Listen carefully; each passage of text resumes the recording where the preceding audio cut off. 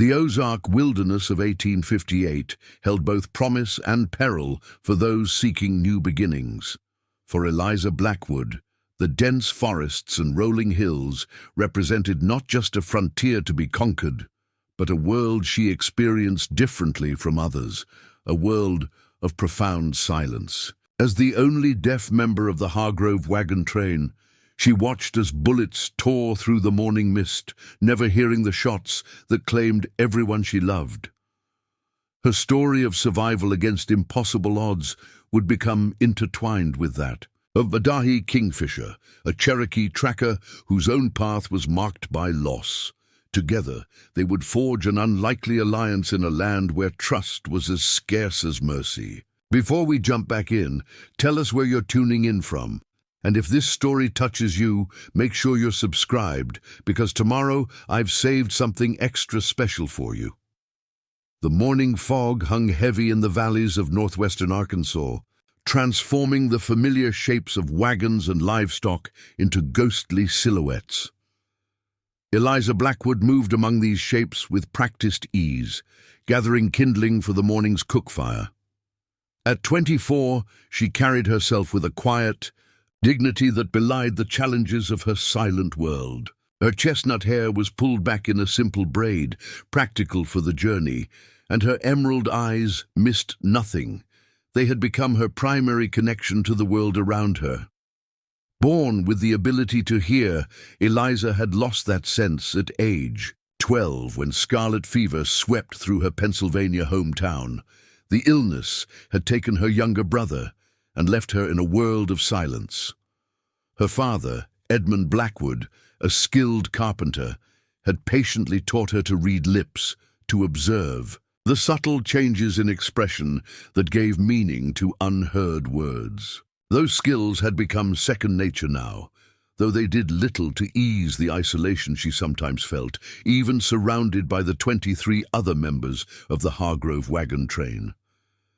The journey westward to the promised lands of northern Texas had been her father's dream, a fresh start for them both after her mother's passing the previous winter. Edmund had spoken of rich timberlands where his carpentry skills would be valued, of communities needing furniture and homes, of a place where they might finally put down roots. Eliza paused in her gathering, straightening to ease the ache in, her back from sleeping on the hard ground. The morning was still, the camp not yet fully awake. Only Mr. Hargrove, the wagon master, and 2 of the men were up, huddled by the remnants of last night's fire, likely discussing the day's route. The Blackwood wagon stood at the outer edge of the circle, her father still asleep within. She had wandered nearly 60 yards from camp, following a small game trail where fallen branches provided dry kindling despite yesterday's rain. The dense underbrush and scattered pine trees provided enough cover that she could see the camp only in fragments. A wagon wheel here, the flick of a horse's tail there. It was this distance, this physical separation, that saved her life. Eliza didn't hear the first shots that shattered the morning calm. She didn't hear the screams that followed. It was only when she turned, arms full of kindling, that she saw the chaos erupting in the camp. Men on horseback, at least a dozen, had emerged from the southern tree line, guns blazing. Even at this distance, she could see they wore bandanas across their faces, their hats pulled low. The kindling tumbled from her arms as instinct took over. Eliza dropped to the ground, pressing herself against the damp earth, heart hammering against her ribs. Years of navigating a world without sound had heightened her other senses. The vibrations in the ground beneath her chest told of galloping horses. The metallic tang of gunpowder reached her nostrils on the morning breeze, and her eyes, wide with terror, captured the scene in horrifying detail. Mr. Hargrove fell first, reaching for the revolver at his hip, but too late. Mrs. Peterson, 5 months with child, stumbled from her wagon only to collapse beside the wheel. The Fitzgerald children, still in their night clothes, ran screaming toward the trees, only to be cut down before they'd gone 10 yards. And her father, Edmund Blackwood, emerged from their wagon, shotgun in hand. Eliza's mouth opened in a silent scream as she watched him take aim, fire, and strike one of the attackers. Then three of the masked men turned toward him, and in a hail of bullets, he disappeared from view. Time seemed to stretch and warp. The massacre couldn't have lasted more than 5 minutes, but to Eliza, frozen in terror and disbelief, it seemed both eternal and instantaneous. When the shooting stopped, the attackers dismounted, moving methodically through the camp, checking bodies, rifling through wagons, taking what they valued and destroying what they didn't. Eliza remained motionless, barely breathing, her body pressed so tightly against the earth that she could feel every pebble, every twig beneath her. She watched through a screen of underbrush as one of the men, taller than the rest with a distinctive red bandana, directed the others in their looting. 20 minutes later, laden with stolen goods, they remounted and rode west, leaving behind only destruction and silence. A silence that had always been Eliza's companion, but now felt vast and terrible. Only when the last rider had disappeared, from sight, did Eliza dare to move. Her limbs were stiff, her dress soaked with dew and mud. She rose to her knees first, then to her feet, swaying slightly as blood rushed back to her extremities. The camp lay before her, a tableau of horror, painted in harsh morning light. She should run, some distant part of her mind insisted. The attackers might return, but where? In which direction? And how could she leave without knowing, without seeing, without being certain about her father? Each step toward the camp required conscious effort. The ground seemed to tilt beneath her feet, the air too thick to breathe properly. Smoke from the scattered cook fires mingled with another scent, metallic and primal, that made her stomach clench. The first body she encountered was that of Evelyn Murray, the schoolteacher who had joined their wagon train in Missouri. Her blue dress was stained dark across the abdomen, her eyes open to the sky, seeing nothing. Eliza moved past her, past the Fitzgerald children huddled together in death as they had been in life, past Mr. Hargrove, whose final expression was one of surprise rather than fear. The Blackwood wagon stood as they had left it that morning, the canvas cover still secured. But beside it, crumpled like discarded paper, lay Edmund Blackwood. His shotgun remained clutched in his right hand, his left still pressed to his chest, where at least 3 bullets had found their mark. His eyes were closed, his expression almost peaceful. Eliza fell to her knees beside him, reaching with trembling fingers to touch his face. Still warm, but cooling rapidly in the morning air. She gathered him into her arms, cradling his head against her shoulder as she had once been cradled in his arms. During childhood thunderstorms, she couldn't hear, but could feel vibrating through the house. No sound escaped her lips. Grief beyond vocalization, beyond the capacity of a voice unused since childhood. But tears flowed freely, dropping onto the weathered face of the only family she had left in the world, the man who had been her protector, her teacher, her interpreter in a hearing world. How long she remained there she couldn't say. Time had lost all meaning. It was the shifting shadows that finally roused her, the realization that morning had given way to midday. The attackers could return. Predators could be drawn by the scent of blood. She had to move, had to act, had to survive. Edmund Blackwood had raised a practical daughter. Grief would have to wait. With gentle care, Eliza laid her father back on the ground, folding his hands across his chest. From around his neck, she removed the silver pocket watch that had been her grandfather's, tucking it into her own pocket. A promise, an oath. She would survive this, would carry something of him forward. Rising on unsteady legs, she assessed the situation with forced detachment. The attackers had been thorough. Supplies were scattered, clothing strewn about, but anything of value, money, jewelry, weapons, had been taken. The horses were gone, even the old mare with a lame foreleg that had pulled their wagon. But they had left the wagons themselves, too cumbersome to steal. And in her family's wagon, beneath a false panel in the floor that her father had cleverly constructed, lay emergency provisions: a hunting knife, a small bag of dried meat and fruit, a water canteen, a tinderbox, and a folded oilcloth suitable for shelter. Retrieving these items, Eliza returned to where her father lay. She couldn't leave him exposed to the elements, to scavengers. With determination born of desperate love, she began the arduous task of digging a grave using only the hunting knife and her bare hands. The sun had begun its westward descent by the time she finished, her nails broken and bleeding, her dress caked with dirt. The grave was shallow, too shallow, but it was all she could manage alone. She wrapped Edmund in the blanket from their wagon, whispered unspoken words of love against his cooling forehead, and covered him with earth and stones to deter animals. Standing at the foot of the crude grave, Eliza knew she should say something, some prayer or goodbye, but in her silent world, words had always been secondary to feeling, to the language of touch and expression that had become her primary mode of communication. So instead, she pressed her hand to her heart, then extended it toward the grave, a gesture her father would have understood. "I carry you with me, always." Night was approaching fast, bringing with it new dangers. Eliza gathered her meager supplies, securing them in a small pack fashioned from a torn blanket. She filled the canteen from the water barrel that had somehow remained intact during the massacre.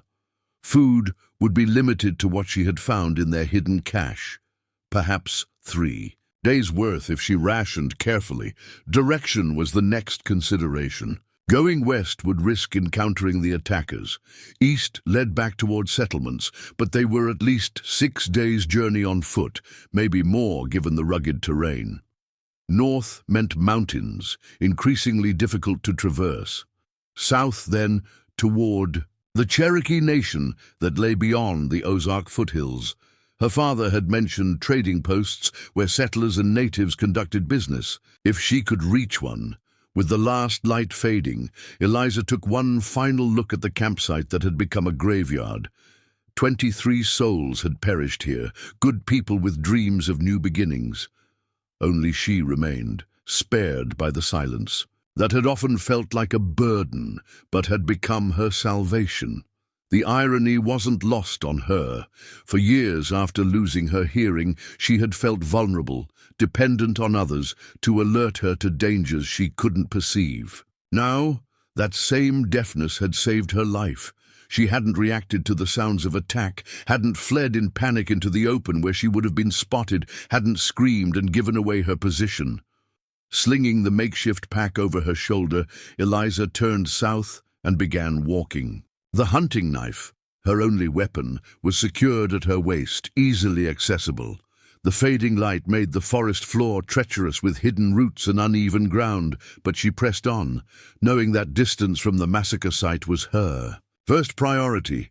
Each step took effort, her body already exhausted from digging, from grief, from shock.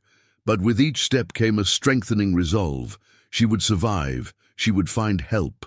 She would somehow make sense of the senseless violence that had stolen her future. Night fell completely, the forest transforming into a labyrinth of shadows. An owl swooped overhead, invisible but causing enough air displacement that Eliza sensed its passing. The temperature dropped rapidly, the spring night carrying the bite of lingering winter. Preparing and narrating this story took us a lot of time, so if you are enjoying it, subscribe to our channel. It means a lot to us. Now back to the story. When she could no longer see the path before her, Eliza found a sheltered spot between the sprawling roots of an ancient oak. She unfolded the oilcloth, creating a small lean-to against the tree trunk. The night was too dangerous for a fire. It might attract the wrong kind of attention. Instead, she wrapped herself in the remaining blanket, huddling against the tree's solid presence. Exhaustion should have brought immediate sleep, But Eliza's mind raced with images from the morning, with questions, with fears. Each time she closed her eyes, she saw her father falling, saw the masked men methodically moving through the camp, and saw Evelyn Murray's vacant stare. She clutched the hunting knife against her chest, its solid weight providing small comfort. Eventually, physical fatigue overcame mental anguish, and she drifted into fitful sleep, her dreams filled with running, with pursuers she couldn't hear, with the sensation of falling into endless darkness. Dawn broke with hazy indifference, filtering through the canopy in diffused beams that dappled the forest floor. Eliza woke with a moment of disorientation, her body stiff from the cold ground and awkward position. Reality crashed back immediately. The massacre, her father, her desperate flight south. Rising carefully, she stretched her aching limbs and took stock of her surroundings. The forest looked different in daylight, less threatening but more complex, with multiple game trails branching in various directions. She needed to maintain her southward course and needed to find water soon to replenish her canteen. Using the rising sun to orient herself, Eliza chose what appeared to be the most direct route south. She allowed herself a small piece of dried beef and a conservative sip of water before continuing her journey. The day unfolded in a rhythm of walking, brief rests, careful observation. Without sound to guide her, Eliza relied entirely on visual cues. The movement of branches that might indicate humans or large animals, the direction of shadow, the subtle signs of game trails that might lead to water. By midday, her water supply was half depleted, and thirst had become a constant companion. It was the behavior of a group of sparrows that led her to water, their repeated flights to and from a particular direction that suggested a water source. Following their path, Eliza discovered a small stream cutting through the forest floor, its clear water tumbling over rocks worn smooth by centuries of flow. She refilled her canteen, then removed her boots to soak her blistered feet in the cool water. The momentary relief was almost overwhelming, bringing tears to her eyes that had nothing to do with grief. Small mercies, her father would have called them. The moments of grace that made survival possible.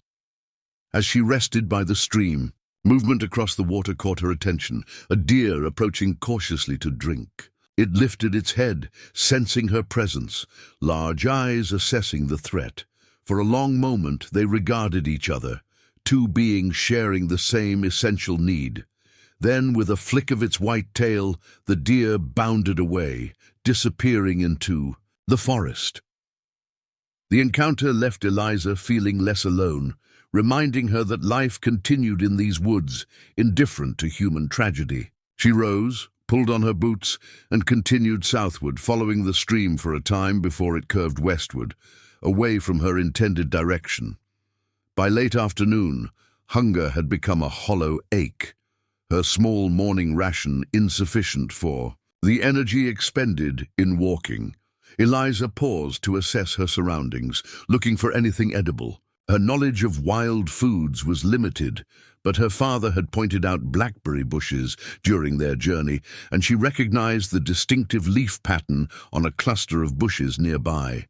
The berries were not yet fully ripe, still more red than black, but she gathered them gratefully, their tart juice easing her parched throat. It wasn't substantial nourishment, but it would help extend her meager supplies. As dusk approached, Eliza sought higher ground, both for safety and to gain some perspective on her progress. A rocky outcropping provided the elevation she needed, and from its summit she could see the landscape unfolding before her. Miles of forested hills rolling southward, with what appeared to be a river valley in the far distance. How far she had traveled was difficult to judge, but the massacre site was well behind her now. She made camp in a small cave formed by tumbled boulders at the base of the outcropping. It offered better protection than the previous night's improvised shelter, with solid stone at her back and a narrow entrance that could be monitored. Using the tinderbox, she risked a small fire, just enough to provide warmth as the night air grew chill.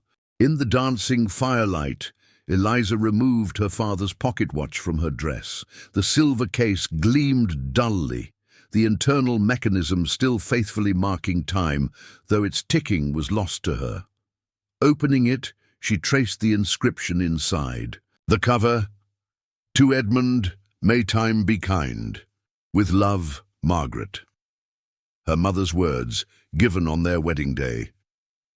Time had not been kind to Edmund Blackwood.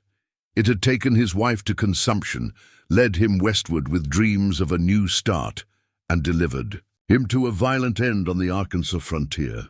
But within those years, he had loved fiercely, had taught his daughter to navigate a world suddenly rendered silent, had never once treated her deafness as a tragedy, but rather as simply another way of being. Eliza closed the watch, securing it, once more in her pocket. Tomorrow would bring new challenges, but for tonight she had shelter, a small fire, and memories of being loved. In the vast wilderness, it would have to be enough.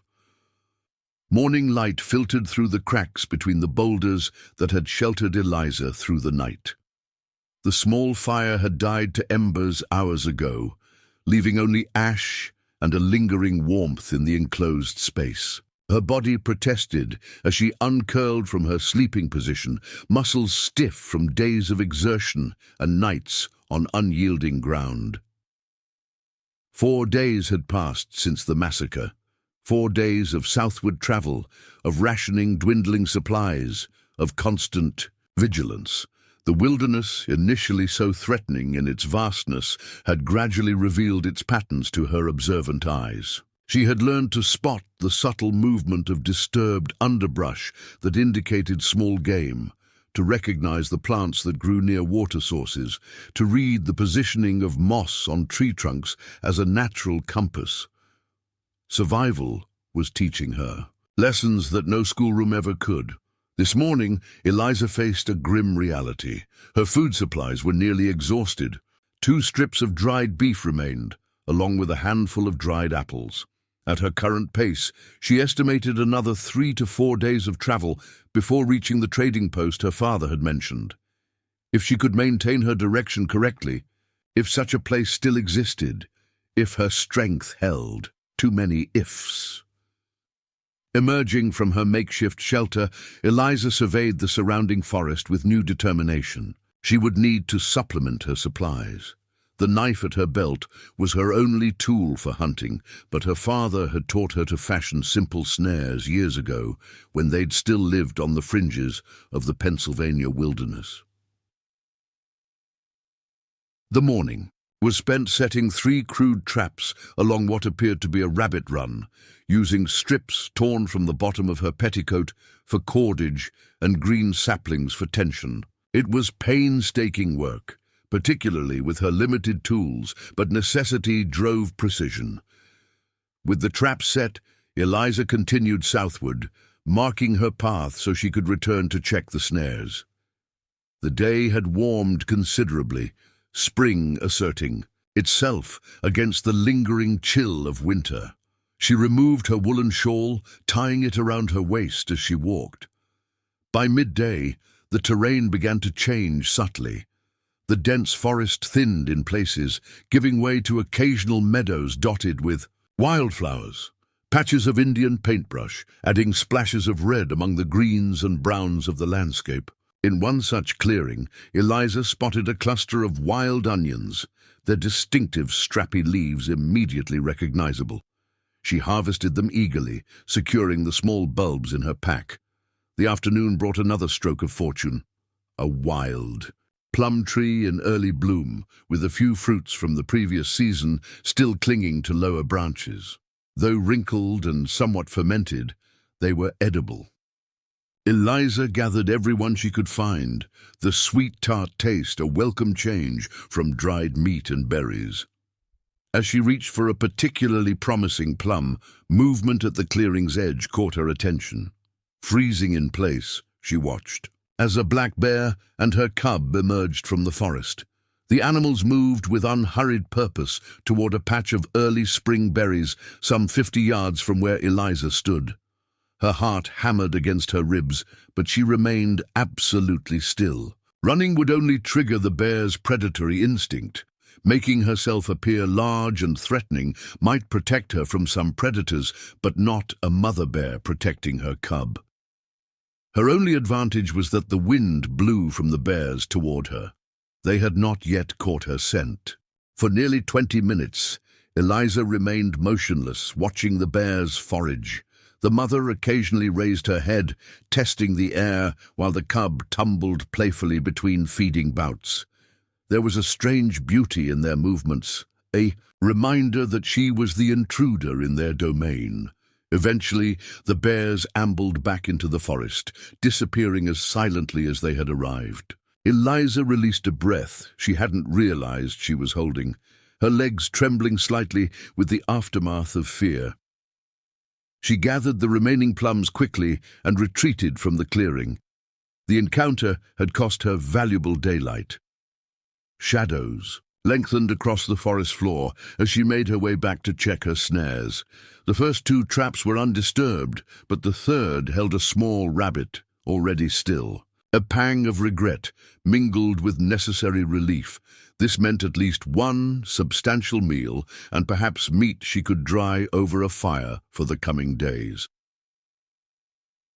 With practiced efficiency, learned from watching her father prepare game during their journey west, Eliza cleaned the rabbit using her hunting knife. The process was messy without proper tools, but she managed to preserve most of the meat. Building a small fire in a protected hollow, she fashioned a crude spit from green branches and roasted portions of the rabbit, setting aside the rest to smoke overnight. The hot meal renewed her strength and resolve. As darkness settled fully over the forest, Eliza considered her progress. The landscape had been gradually descending over the past 2 days, suggesting she was leaving the higher elevations of the Ozarks. If her navigation was accurate, she might reach the river valley she'd glimpsed from the rocky outcropping within. Another day's journey. That night, sheltered beneath an overhanging rock formation similar to the previous evening's refuge, Eliza allowed herself to consider what lay ahead beyond immediate survival. If she reached a trading post, what then? She had no money, no family, no means of supporting herself. Her skills as a carpenter's daughter might find some use, but a deaf woman alone on the frontier faced prospects more limiting than most. For the first time since the massacre, she permitted herself to weep, not just for her father and the others, who had died, but for the future that had been stolen from her. The tears came silently as all her expressions did, but they carried a weight of grief that physical exhaustion had kept at bay until now. Dawn arrived with unexpected weather. Low clouds heavy with moisture, a steady drizzle that promised a miserable day of travel. Eliza packed her few belongings, carefully wrapping the smoked rabbit meat in a clean section of her petticoat. The oilcloth that had served as shelter would now become a makeshift cloak against the rain. The day unfolded in a monotonous struggle against the elements. The rain never developed into a true downpour, but its persistent nature ensured she was soon soaked through despite the oilcloth covering. The forest floor turned treacherous, mud clinging to her boots, adding pounds of weight to each step. Twice she slipped, the second fall wrenching her ankle painfully. By midday, Eliza was forced to seek shelter beneath a dense stand of pine trees, where the canopy offered some protection from the relentless drizzle. She removed her boot to examine her ankle, swollen but not severely injured. Still, it would slow her progress considerably. Sitting with her back against a pine trunk, she massaged the injured joint, willing the swelling to subside. Hunger gnawed at her stomach, but she resisted the urge to dip into her precious meat supplies. Instead, she chewed on a strip of pine bark, its resinous taste unpleasant, but offering some distraction from discomfort. The rain continued throughout the afternoon, forcing Eliza to abandon any hope of substantial progress that day. She used the time to fashion a walking stick from a fallen branch, stripping away smaller twigs and smoothing the wood as best she could with her knife. It would help take pressure off her injured ankle when she resumed travel. As evening approached, a new concern emerged. Her clothes were thoroughly soaked and the temperature was dropping. Without dry garments or material for a substantial fire, she faced the very real danger of a chill that could develop into fever. Hypothermia was as deadly as any predator. Necessity drove innovation. Using her knife, Eliza cut branches from the lower portions of several pine trees, creating a thick bed of boughs beneath the densest part of the canopy. The natural pine resin would help repel some moisture, and the springy branches would lift her body off the saturated ground. Beneath this makeshift shelter, she removed her sodden outer dress, wringing as much water from it as possible before spreading it nearby, in hopes it might dry somewhat overnight. In her damp chemise and petticoat, she huddled beneath the oilcloth, drawing her knees to her chest to conserve body heat. Sleep came in fitful bursts, interrupted by shivering and the constant discomfort of dampness. Sometime in the night, the rain finally ceased, but a heavy mist remained, clinging to the forest like a spectral presence. Morning brought marginal improvement. Her ankle's swelling had subsided enough to bear weight, though pain accompanied each step. Her dress remained damp but was wearable, and the walking stick provided welcome support. Most importantly, gaps in the cloud cover suggested the weather might finally clear. Eliza resumed her southward journey with renewed determination. The previous day's setback had consumed precious food supplies with minimal progress to show for it. She needed to reach the river valley to find signs of human habitation before her strength failed completely. By midday, the terrain began a more pronounced descent.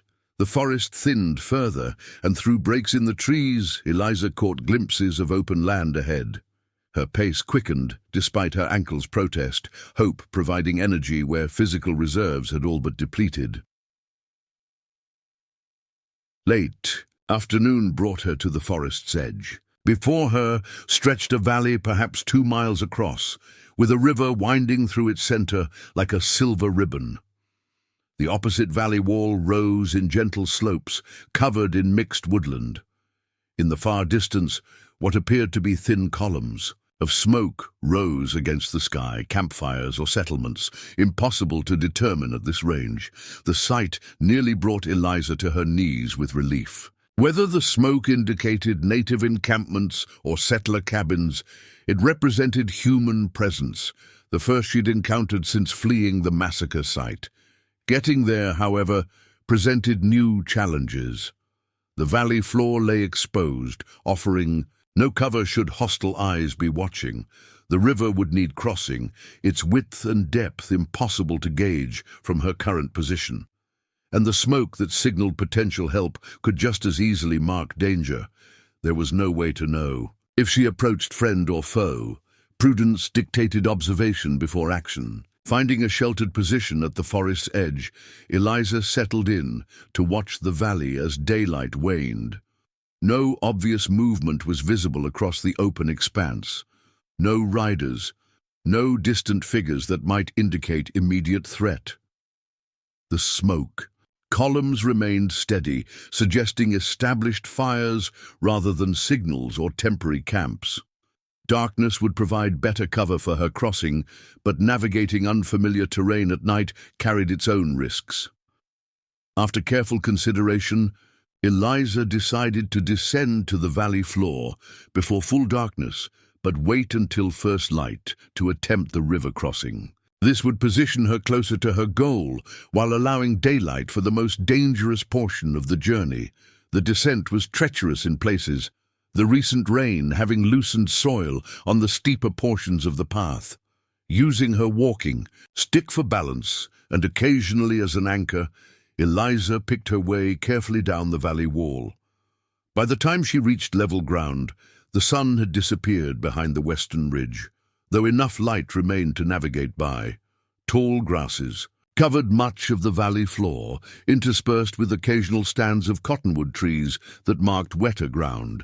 Eliza moved through this landscape cautiously, constantly scanning for any sign of human presence. She found none, though animal trails suggested deer and possibly larger predators frequented the area. Reaching the riverbank just as true darkness fell, she located a small clearing among a cluster of willows that offered both concealment and access to fresh water. Here she established a modest camp. No fire, despite the chill, but a more comfortable bed of dry grasses gathered from nearby. The river itself flowed steadily, perhaps 30 yards across at this point. Its waters reflected starlight in gentle ripples, suggesting a current that was significant but not overwhelming. Several large stones protruded from the water near the center, potentially offering stepping points for crossing. She would evaluate. Better in daylight. That night, though physical exhaustion should have guaranteed sleep, Eliza found herself unusually alert. Something had changed in her surroundings, some subtle shift in energy that her unconscious mind registered even if she couldn't articulate it.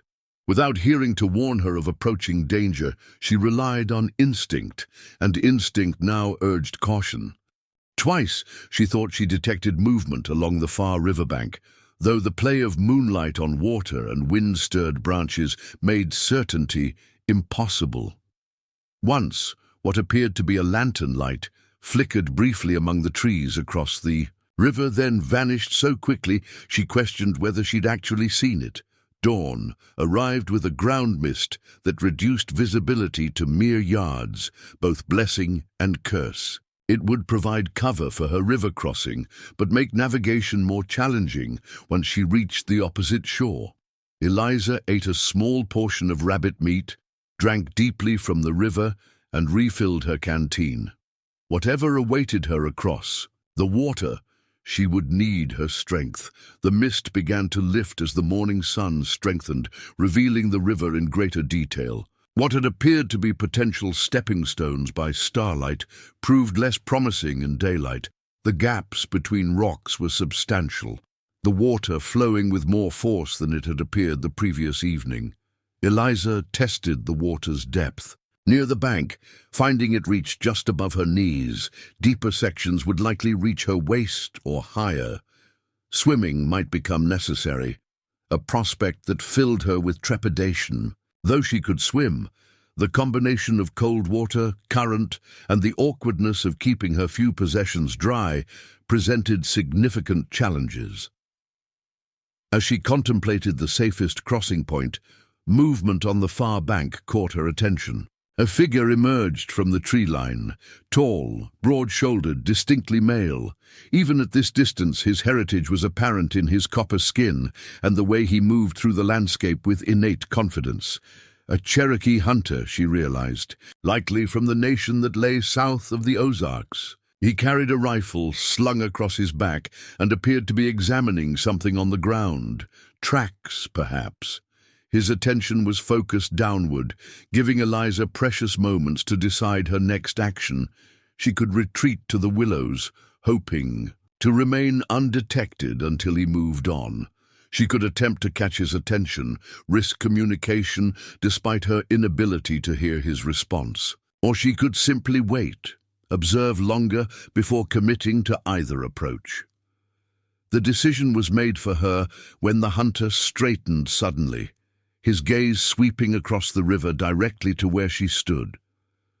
Their eyes met across the water, a moment of mutual assessment frozen in time. Eliza did not move, did not attempt to flee. Flight would only trigger pursuit. Instead, she straightened to her full height, one hand raised in what she hoped would be interpreted as a peaceful gesture rather than a threat. The hunter remained equally still, though she noted his hand had moved slightly toward the knife at his belt, not drawing it but prepared. After what seemed an eternity, but could only have been seconds, he raised his own hand in the mirror of her gesture. Neither moved for several heartbeats. Then, with deliberate slowness, the hunter pointed to himself. then to the ground beside him, then to Eliza, and finally back to himself. The meaning was clear enough. Stay there. I will come to you. Eliza nodded once, her entire body tense with uncertainty. She had no way to know his intentions. The Cherokee had suffered greatly at the hands of white settlers.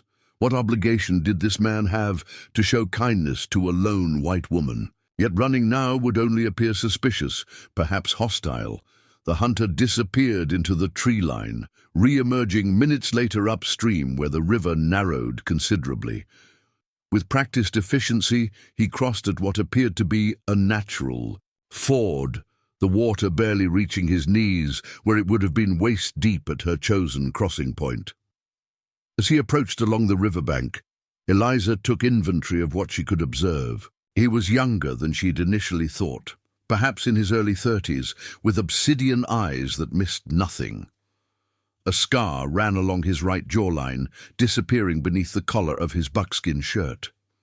His hair was worn longer than white, men's fashion, but bound at the nape of his neck with a leather cord. When he stopped some 10 paces from her, Eliza could see the wariness in his posture, the slight angle of his body that kept his dominant side away from her, the careful positioning of his feet for quick movement if needed. But she also noted that he had not drawn his weapon, had approached openly rather than attempting to circle behind her. The hunter spoke, his lips forming words she couldn't hear but could partially read. A question, she thought, though his Cherokee accent made lip-reading more challenging than it had been with the English speakers she'd grown up among. Eliza touched her ear, then shook her head, tapping her lips before pointing to him. The universal gesture for, "I am deaf. I must read your lips." Understanding registered immediately in the hunter's expression. He nodded once, then spoke again, this time more deliberately, his face turned directly toward her so she could better see his mouth. "You... alone? From... where?" The gaps in her understanding were frustrating, but the general meaning was clear enough. Eliza pointed northward, then held up 5 fingers, followed by a sleeping gesture. 5 days' travel. She mimed shooting, people falling, herself hiding. The simplified communication felt childish, but it conveyed the essential truth. The hunter's expression darkened. He pointed in the same northerly direction, made his own gesture of shooting, then held up 3 fingers before pointing westward. 3 days ago, gunfire to the west. He had heard or perhaps witnessed another attack. Their crude communication continued, information exchanged through gestures, pantomime, and the few words Eliza could confidently read from his lips. His name, she understood, was Siskwa, bird, in the Cherokee language, though he indicated white men called him something else she couldn't quite decipher. Through their exchange, Eliza learned that the smoke columns she'd observed came from a small Cherokee hunting camp, not a permanent settlement. Siskwa had been tracking deer when he discovered her prints along the riverbank, small footprints he recognized as belonging to a white woman, an unusual finding so far from established settlements. When she indicated her desperate need for food, shelter, and eventual transport to a trading post where she might find passage eastward, Siskwa seemed to consider carefully before responding. He pointed to himself, then to Eliza, then toward the hunting camp, following with a gesture that suggested caution or uncertainty. The message was clear enough. He would take her to the camp, but her reception there was not guaranteed to be welcoming. Eliza nodded her understanding. Any risk was preferable to certain death in the wilderness as her supplies dwindled. With a final assessing look, Siskwa gestured for her to follow him upstream to the ford he had used. As they walked, Eliza sensed him watching her limping gait, noting her exhaustion and the makeshift walking stick that supported her injured ankle. At the river crossing, without warning or request, he offered his arm for support. The gesture, practical rather than chivalrous, nonetheless represented the first human assistance she had received since the massacre. Eliza accepted it with a nod of gratitude, her fingers closing around the solid strength of his forearm as they navigated the slippery rocks of the ford. On the opposite bank, Tsiskwa paused, pointing to her injured ankle with a questioning expression. Eliza shrugged, indicating it was painful but manageable. He seemed unconvinced, studying her face with an intensity that suggested he was reading more than just her words. He was assessing her condition, her determination, perhaps even her trustworthiness. Whatever conclusion he reached remained unspoken, but as they set off toward the distant camp, he adjusted his usual pace to accommodate her slower progress. The simple courtesy spoke volumes in their shared silence. The journey to the Cherokee hunting camp followed a winding path through stands of oak and hickory. Tsiskwa moved with the confidence of one who knew every feature of the landscape, occasionally pausing to indicate something of interest.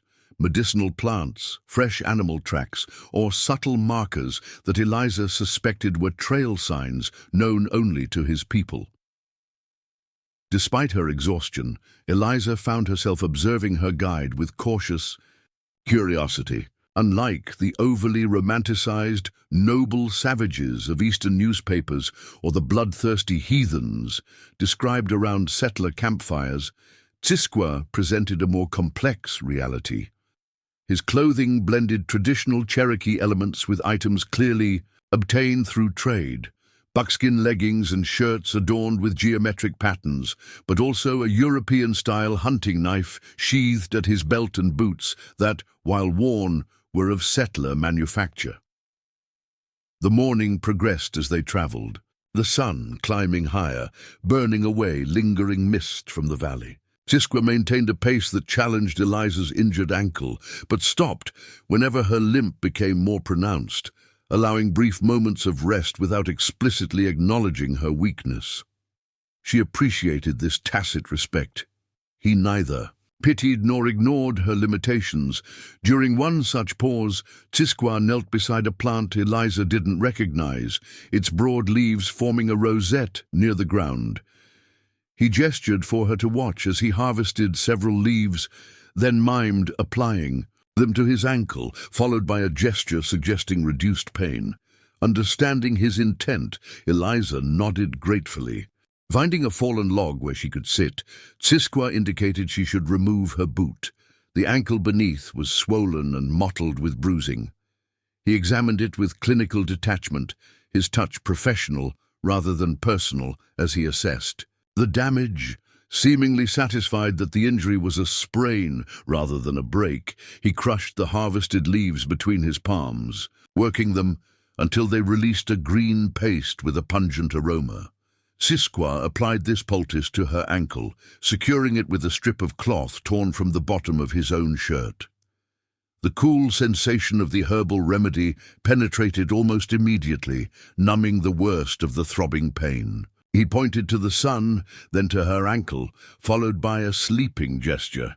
The medicine would work better if she stayed off the foot for several hours. Eliza frowned, gesturing toward their presumed destination, then at the sky. Wouldn't stopping jeopardize their chances of reaching the camp before nightfall? Tsiskwa considered briefly, then pointed to himself, made a walking motion, followed by returning motions. He would continue to the camp and return for her, a prospect that filled Eliza with immediate unease. Though he had shown her nothing but consideration thus far, the wilderness held too many dangers for her to consider remaining alone and effectively immobile. Her discomfort must have been evident in her expression. Tsiskwa studied her face, then nodded once in understanding.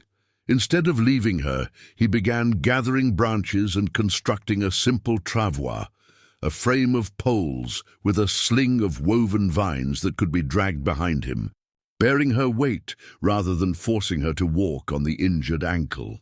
The ingenuity of the solution impressed Eliza, as did his willingness to expend additional effort rather than simply leave her to fend for herself.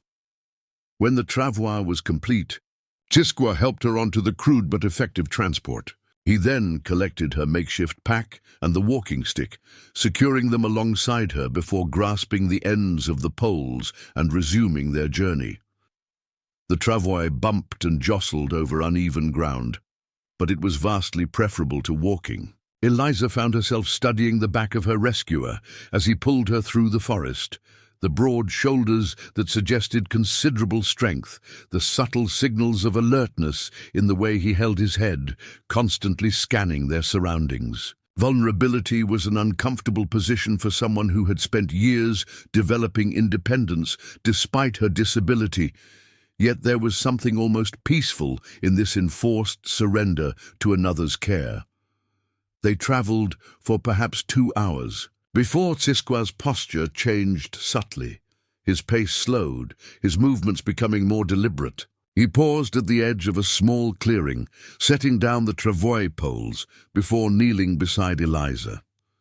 His expression was serious as he pointed toward a rise beyond the clearing, then held a finger to his lips.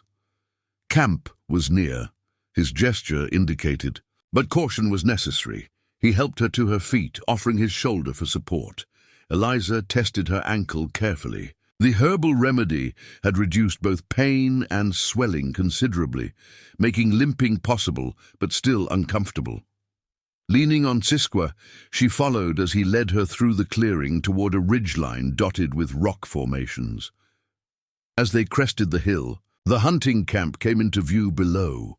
5 hide-covered structures arranged in a rough semicircle with 3 central fire pits where cooking and other communal activities clearly took place. Eliza counted 8 individuals moving about the camp, 4 men, 3 women and a child of perhaps 10 winters. All appeared to be Cherokee, their dark hair and copper skin distinctive even at this distance.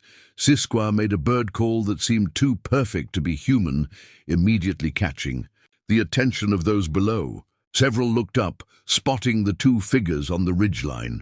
Their reactions were immediate. The child was hurried into one of the structures while 2 of the men reached for weapons. Cisqua raised his hand in what Eliza assumed was a signal of peace or identification. After a moment, the armed men relaxed slightly, though they did not set aside their weapons. One called something that Eliza could not hear, and Cisqua responded with words she could not understand, but a tone that seemed reassuring even without sound. He turned to her, his expression communicating what words could not. They would descend to the camp, but she should stay close to him and make no sudden movements. The reception might not be welcoming, at least initially. The descent was awkward with her injured ankle, but Cisqua's support made it manageable.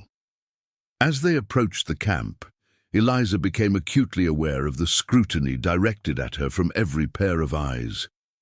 The women's gazes held suspicion, the men's outright hostility. The child peered from the doorway of a dwelling, curiosity overriding caution.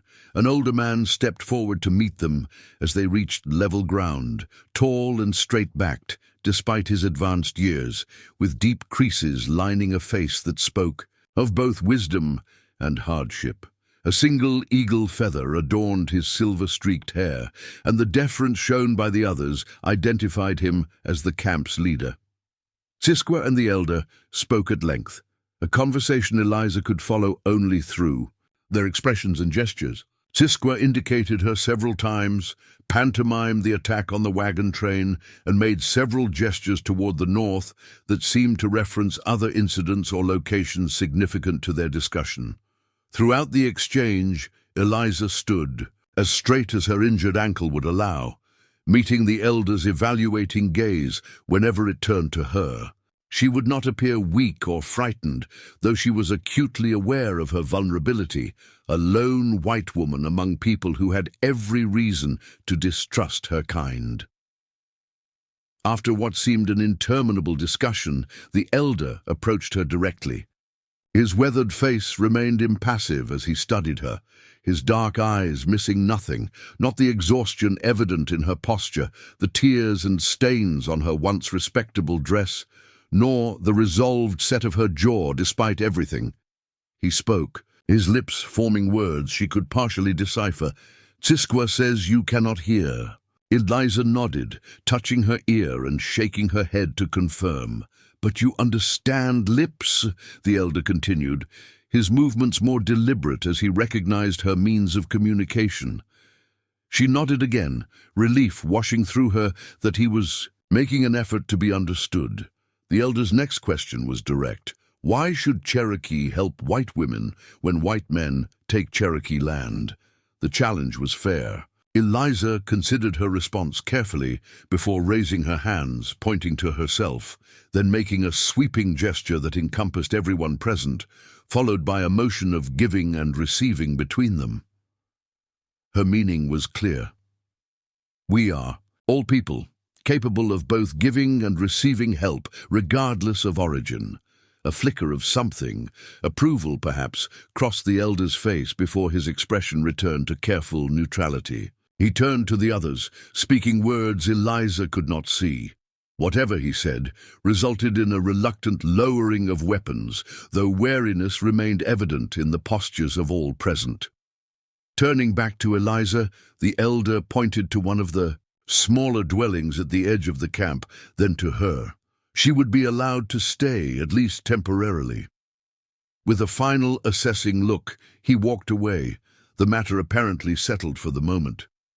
Tsiskwa led her to the indicated dwelling, a simple structure of poles covered with hides, just tall enough to stand upright in the center. Inside, furs covered the ground, providing insulation from the earth's chill. A small fire pit occupied the center, though no fire burned at present. He gestured for her to sit, then pointed to his own chest. "Adahi," he pronounced carefully, making sure she could see his lips. "Tsiskwa is my Cherokee name, but some call me Adahi." Eliza nodded her understanding, then touched her own chest. "Eliza," she responded, her voice rusty from disuse. "Eliza Blackwood." Adahi repeated her name, his accent reshaping the syllables in a way that wasn't unpleasant. He then touched his ear, shook his head and pointed to her, his expression questioning. How long had she been deaf? Eliza held up both hands, fingers spread, then 2 more fingers. 12 years. She mimed coughing, fever, then touched her ear again. Illness. Adahi nodded his understanding. He pointed to the dwelling's entrance, then to himself, making a returning gesture. He would come back.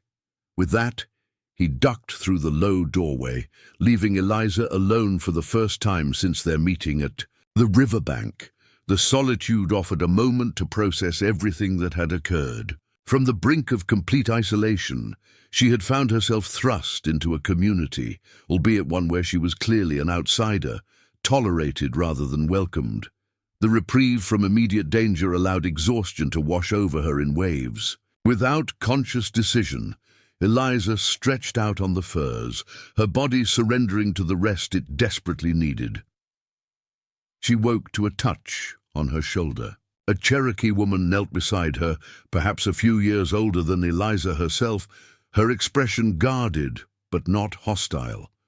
She offered a wooden bowl containing what appeared to be some kind of stew, the steam rising from it carrying unfamiliar but appetizing aromas. Eliza accepted the food with a grateful nod. The stew contained venison, various roots and herbs she couldn't identify.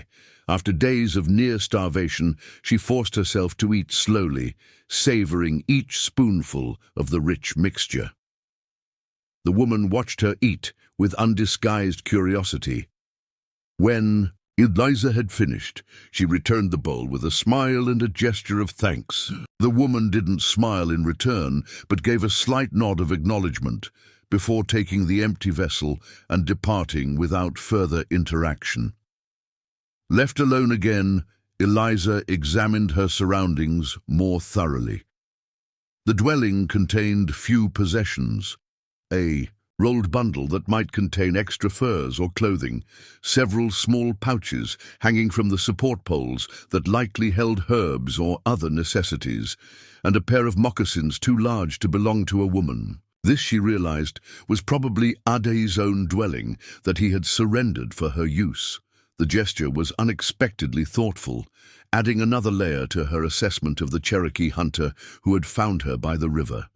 There had been no obligation for him to help her, certainly no expectation that he would give up his own shelter. White settlers would consider such courtesy toward an enemy unusual, yet here was evidence that compassion might transcend the boundaries drawn by conflict. Adahi returned as evening approached, carrying a bundle of what proved to be clothing, a simple deerskin dress, moccasins, and a woven belt. He set these beside her, then pointed to her torn and filthy dress with a practical expression that needed no translation. The Cherokee garments would be more suitable for her current circumstances. He then indicated her ankle, a questioning tilt to his head. Was it improving? Eliza removed the poultice, now dried, to reveal that the swelling had indeed reduced considerably. She demonstrated greater mobility, earning an approving nod from her benefactor. Adahi settled cross-legged near the dwelling's entrance, leaving appropriate distance between them. Using a combination of gestures and carefully formed words, he explained the current situation. The elder, Grey Wolf, had granted her temporary sanctuary, but some in the camp remained suspicious of her presence. The hunting party had been tracking a group of white men who had attacked a Cherokee family traveling to rejoin their clan, killing the father and taking their horses and supplies. The description of these attackers matched what Eliza had conveyed about those who massacred her wagon train. This connection appeared to be the primary reason she had been allowed to stay. She potentially possessed information about enemies of the Cherokee. Adahi made it clear that while he had spoken for her, her continued welcome depended on proving her value to the group. Eliza considered this information carefully.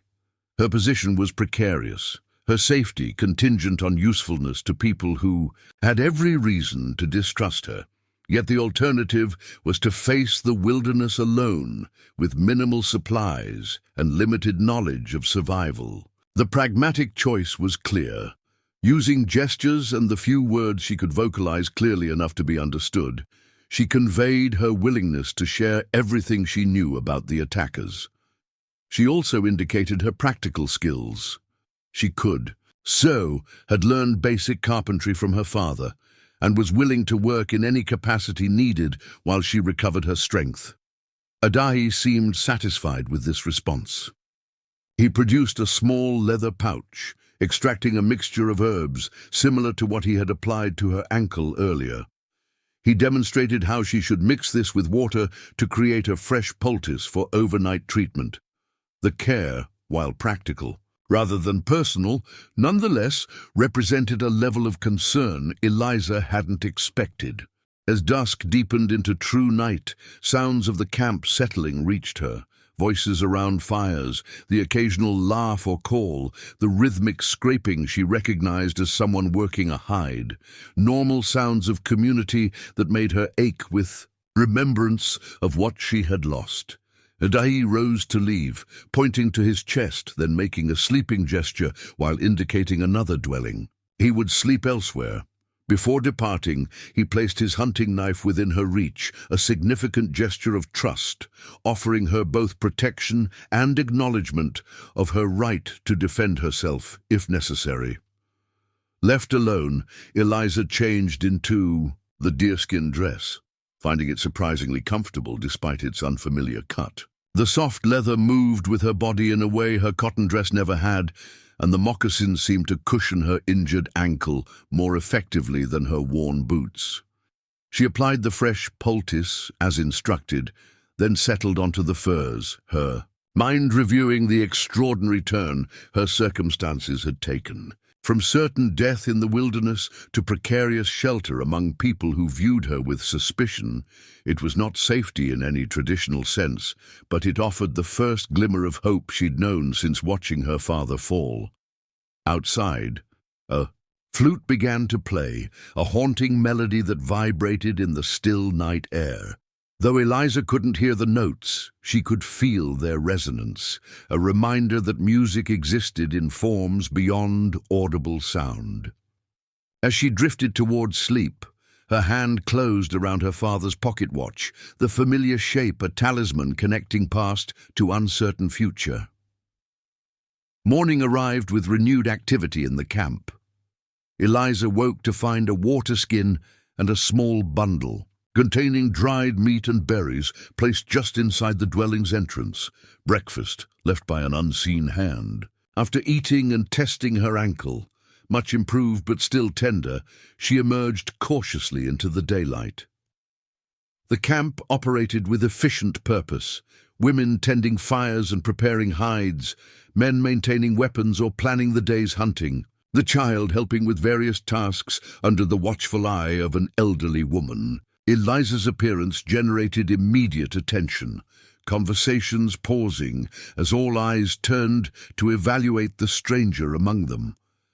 Adahi approached from where he had been conferring with two other hunters. He indicated she should follow him to where. Grey Wolf sat outside the largest dwelling, smoking a long pipe and observing the camp's activities. The elder acknowledged their approach with a slight nod, his expression revealing nothing of his thoughts.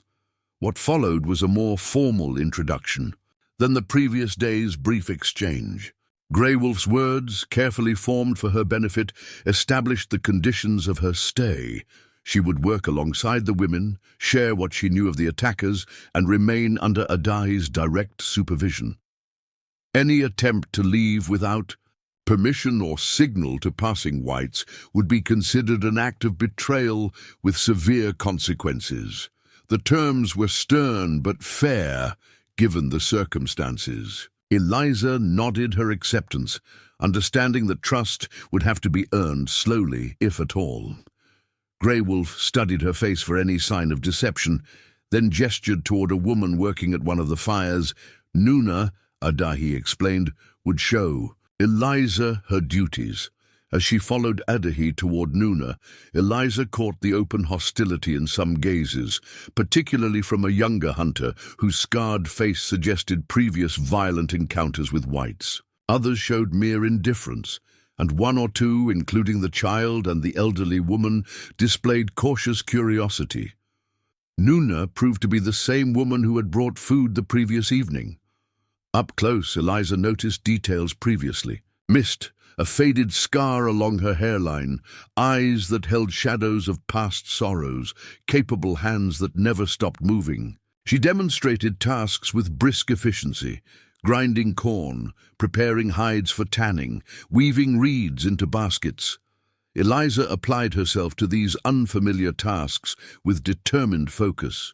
Each successful completion represented another small step toward acceptance, another moment of continued survival. Adahi checked on her periodically throughout the morning, his expression gradually shifting from concern to something resembling approval as he observed her willingness to work despite her still-healing ankle. By midday, a tentative rhythm had been established. Eliza's initial awkwardness with the unfamiliar tasks generated a few reluctant smiles from Nuna, who proved to be a patient, if reserved, teacher. The child, a boy named Warrior, gradually ventured closer, fascination with the deaf white woman overcoming caution. It was Warrior who first attempted real communication beyond necessity. Approaching while Eliza took a brief rest, he pointed to various objects, then formed the Cherokee words for them with exaggerated clarity. A teaching game, she realized, and one that offered mutual benefit. He learned about her strange condition while she gained vocabulary in his language. Adahi, returning from a scouting expedition, discovered them thus engaged. His expression as he watched the impromptu language lesson contained something new, a softening around the eyes, perhaps recognition of something unexpected in this strange alliance of circumstance. When Warrior was called away by his grandmother, Adahi settled beside Eliza in the shade of a tall oak at the camp's edge. For several minutes, He simply observed as she continued working on a partially completed basket Nuna had given her. Then, with deliberate movements, he began to communicate something more complex than their previous exchanges had allowed. "Bacha, hunting party," he explained through gestures and carefully formed words, would depart the next day to track the men who had attacked both the Cherokee family and Eliza's wagon train. His hands shaped the terrain they would cover, indicated the direction of travel, and demonstrated the caution they would exercise when approaching the suspected camp of these raiders. Eliza watched intently, understanding dawning. This wasn't merely information, it was an invitation. Adahi was asking, in his way, if she could identify these men with certainty, if she saw them from a safe distance. Her knowledge of the attackers made her potentially valuable to their mission. The prospect filled her with conflicting emotions: fear at the thought of seeing those men again, satisfaction at the possibility of justice, uncertainty about her place in this unfolding Cherokee response to violence against their people. But beneath these surface reactions lay a deeper recognition. She was being offered a chance to transform from burden to asset, from outsider to participant. Eliza nodded, slowly, her expression resolute. She pointed to the distinctive bandana Adahi wore, then to her eyes, followed by a gesture mimicking the red-haired leader of the attackers. Yes, she could identify them, particularly the man with the red hair who had directed the massacre. Adahi studied her face, perhaps seeking any sign of deception or weakness. Finding none, he nodded once. Decision made. She would accompany them tomorrow, her eyes providing confirmation that might prevent mistakes in dispensing justice. As he rose to share this development with Grey Wolf, Eliza realized that in less than a day, her status in the camp had evolved from suspicious intruder to potential ally. It was a precarious position contingent on proving her value, but it represented a path forward where before there had been none. The remainder of the day passed in preparation. Weapons were checked and readied, provisions packed, strategies discussed among the men, while the women ensured the camp could function during their absence. Through it all, Eliza continued her assigned tasks, acutely aware of the shifting attitudes around her as word spread of her inclusion in tomorrow's expedition. Some clearly disapproved, particularly the scarred hunter, whose name she learned was Akule. Others seemed cautiously supportive, recognizing the practical advantage her identification skills might provide. Grey Wolf himself revealed nothing of his thoughts, though he watched her with increased intensity as evening approached. That night, as the camp gathered around the central fire for the evening meal, Eliza found herself included in the circle rather than segregated at its edge. The placement was symbolic but significant, a tenuous acknowledgement of potential belonging that felt momentous after days of total isolation. Adahi sat nearby, occasionally translating key parts of conversations when he noticed her struggle to follow the rapid exchanges. In these small considerations, Eliza glimpsed something beyond mere pragmatism, a recognition of her humanity that transcended the boundaries of language, culture, and historical enmity. As darkness settled fully over the camp and plans for the morning's departure were finalized, Eliza realized that in less than a week her world had been destroyed, reordered, and now pointed toward an unpredictable future where former enemies might become allies in a shared pursuit of justice. Tomorrow would bring new dangers, but for the first time since watching her father fall, she would not face them alone. Dawn broke with muted colors, the rising sun obscured by a blanket of clouds that promised rain before day's end.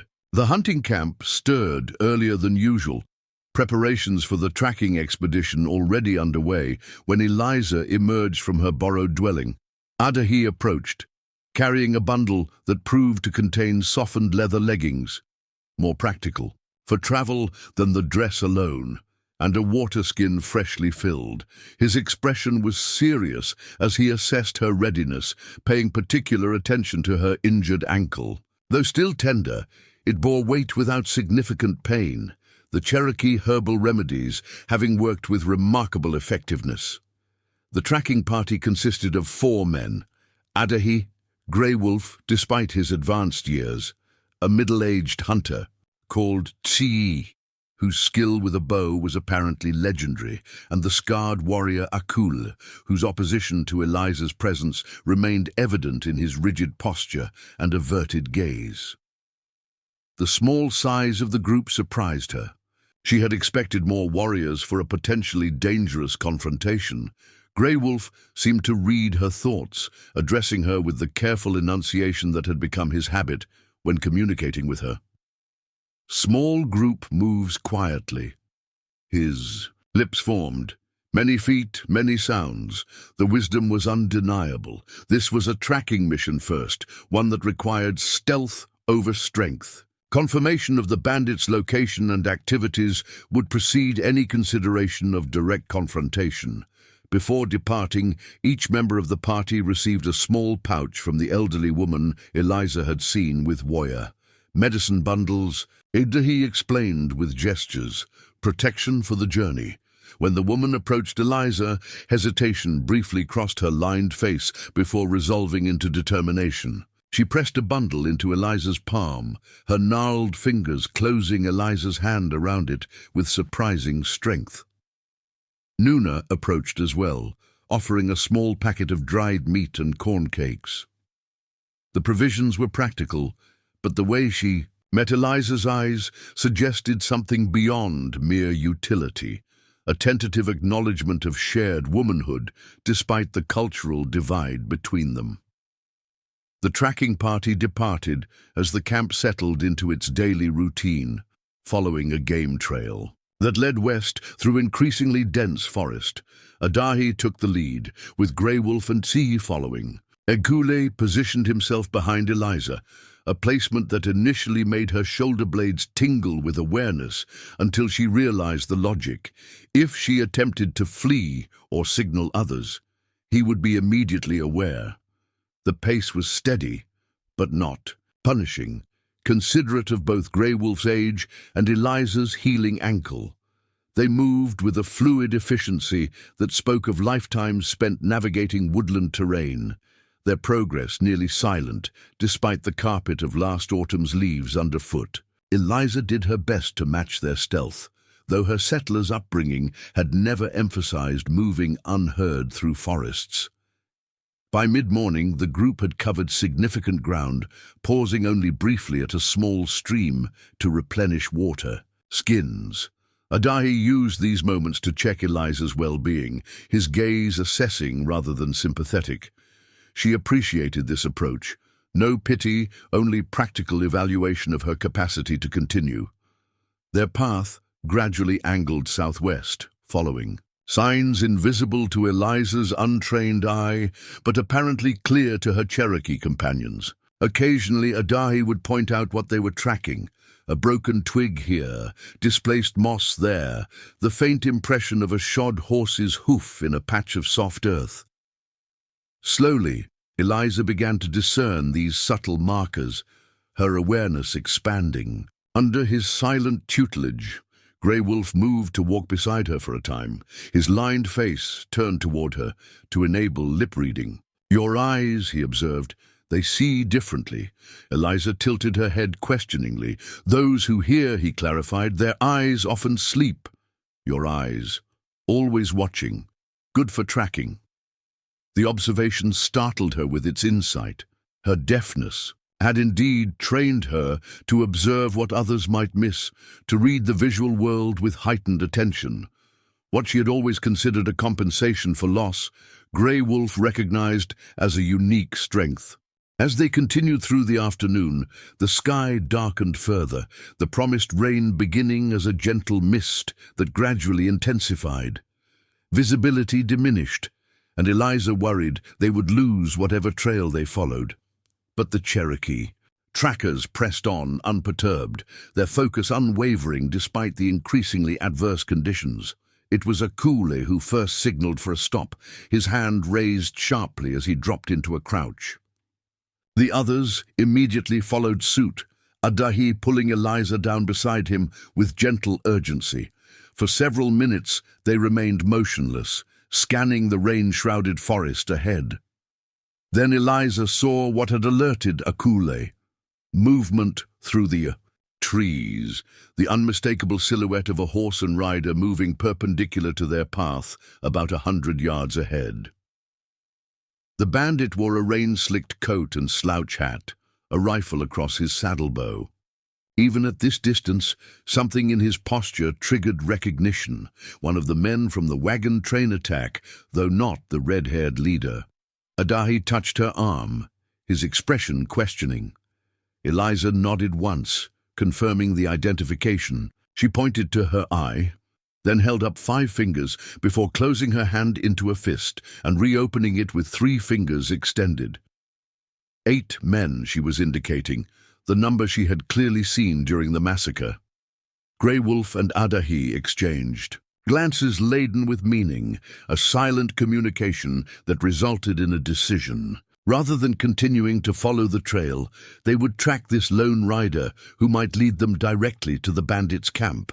The new pursuit required even greater stealth, maintaining enough distance to remain undetected while not losing sight of their quarry through the rain and trees.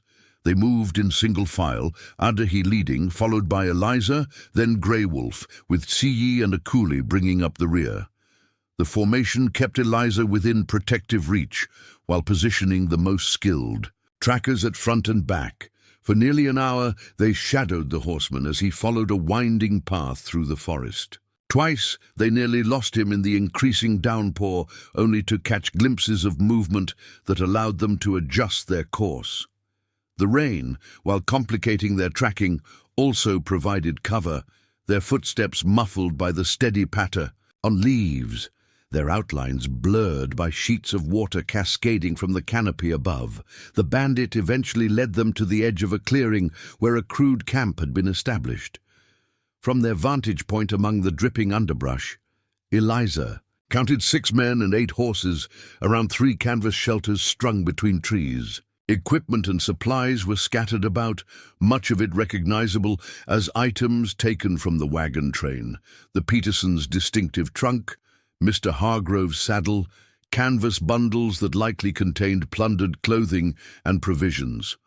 Most significantly, she spotted the red-haired man she had identified as the leader, distinguishable by his height and the way the others deferred to him.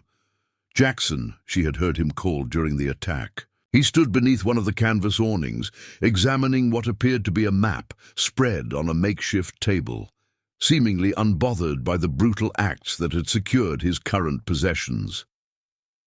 Eliza's heart pounded against her ribs, fear and rage, intermingling at the sight of the man who had ordered her father's death. Her fingers dug into the soft earth beneath her, grounding her against the surge of emotion that threatened her composure.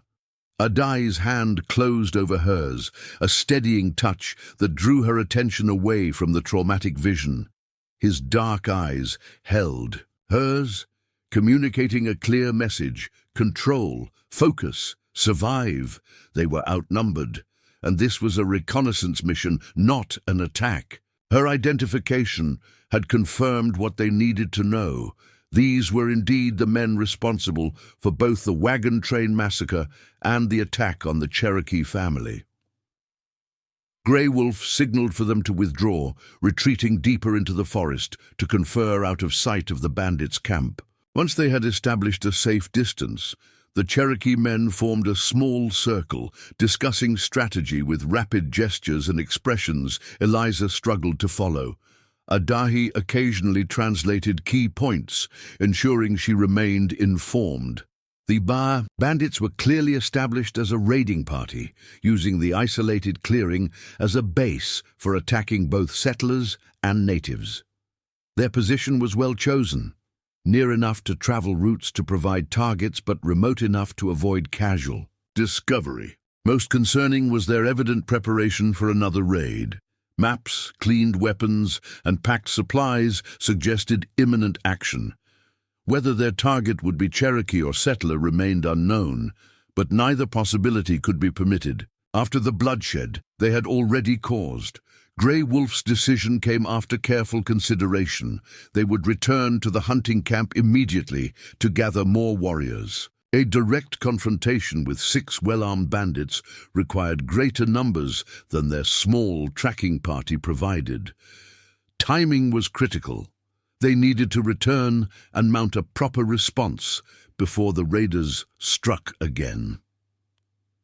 Darkness was falling. As they began the journey back, now moving at a more urgent pace, despite the continuing rain and treacherous footing, Eliza struggled to maintain the necessary speed, her ankle protesting the renewed strain, but she pressed on without complaint. Every moment mattered if they were to prevent another massacre like the one that had claimed her father and the entire Hargrove wagon train.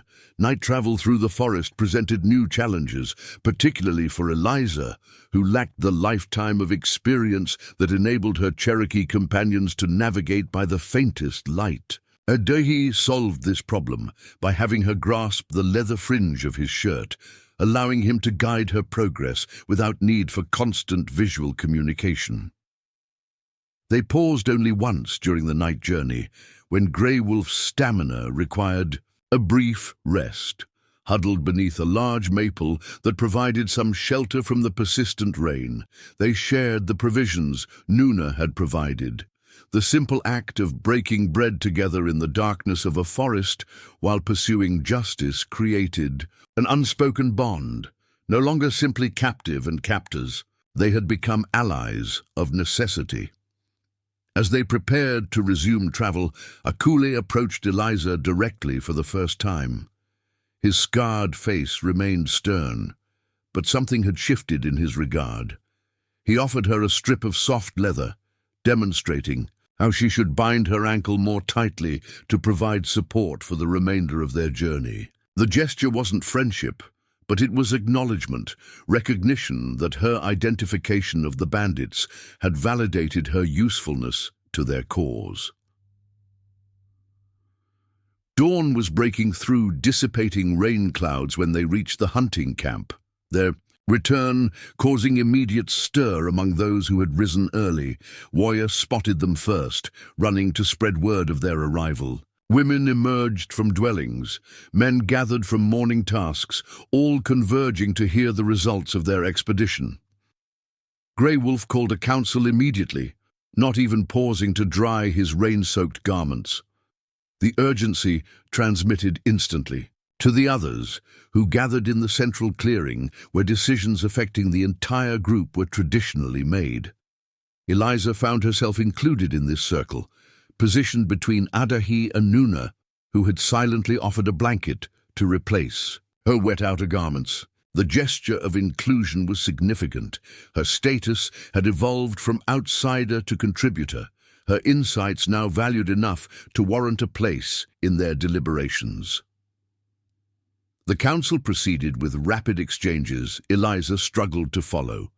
The mixture of Cherokee language and quick gestures creating a narrative she could grasp only in fragments. Adahi periodically summarized key points, ensuring she understood the critical elements of the developing plan. The bandits' camp had been located approximately 4 hours' journey southwest, close enough for a coordinated approach before their next raid could be launched. 8 warriors would be assembled, including those from the tracking party except for Grey Wolf, whose age made him more valuable as a strategist than a fighter. They would depart within 2 hours, hoping to reach the bandits' position by mid-afternoon. Eliza's role would be to remain at the hunting camp, having already fulfilled her purpose by confirming the raiders' identities. This decision she understood. Pragmatically, she was neither trained for combat nor physically conditioned for battle. Yet as the planning continued, she found herself increasingly troubled by the prospect of waiting passively while others confronted the men who had destroyed her world. When a pause came in the rapid exchanges, Eliza rose to her feet, drawing all eyes to her unexpected movement. With deliberate gestures, she conveyed her request to accompany the war party, not to fight, but to observe from a safe distance. These men had killed her father, murdered her friends and traveling companions. Justice, when it comes, should have a witness from both peoples wronged by their actions. Her request generated immediate debate, expressions and gestures, communicating clear disagreement among the council members. Akule opposed vigorously, his scarred face contorted with disbelief at what he clearly viewed as absurd presumption. Tsi and several others appeared similarly skeptical, yet Adahi remained thoughtful, his gaze evaluating rather than dismissing her plea. It was Grey Wolf who ultimately responded, his weathered face impassive as he studied her. "Why?" His lips formed the simple question, "Why risk your life to watch?" Eliza considered carefully before responding. She pointed to her eyes, then to her heart, then made a sweeping gesture that encompassed the entire camp. Some things needed to be witnessed, to be carried forward in memory. Some truths required testimony from all sides of a conflict. The elder's expression remained unreadable as he contemplated her answer. Finally, he nodded once, a minimal acknowledgement that nonetheless settled the matter. She would be permitted to accompany them to a position of relative safety, close enough to observe but removed from direct danger. Preparations began immediately, the camp transforming into disciplined activity. Warriors checked weapons and gathered supplies, while women prepared traveling provisions and medicines for potential injuries. Eliza found herself included in these preparations, Nuna showing her how to pack herbal remedies that might be needed after the confrontation. Adahi approached, as she was securing these supplies in a small deerskin pouch. His expression was serious, his movements deliberate, as he explained the conditions of her accompaniment. She would remain with Woya's grandmother, Ama, at a designated position well away from the fighting.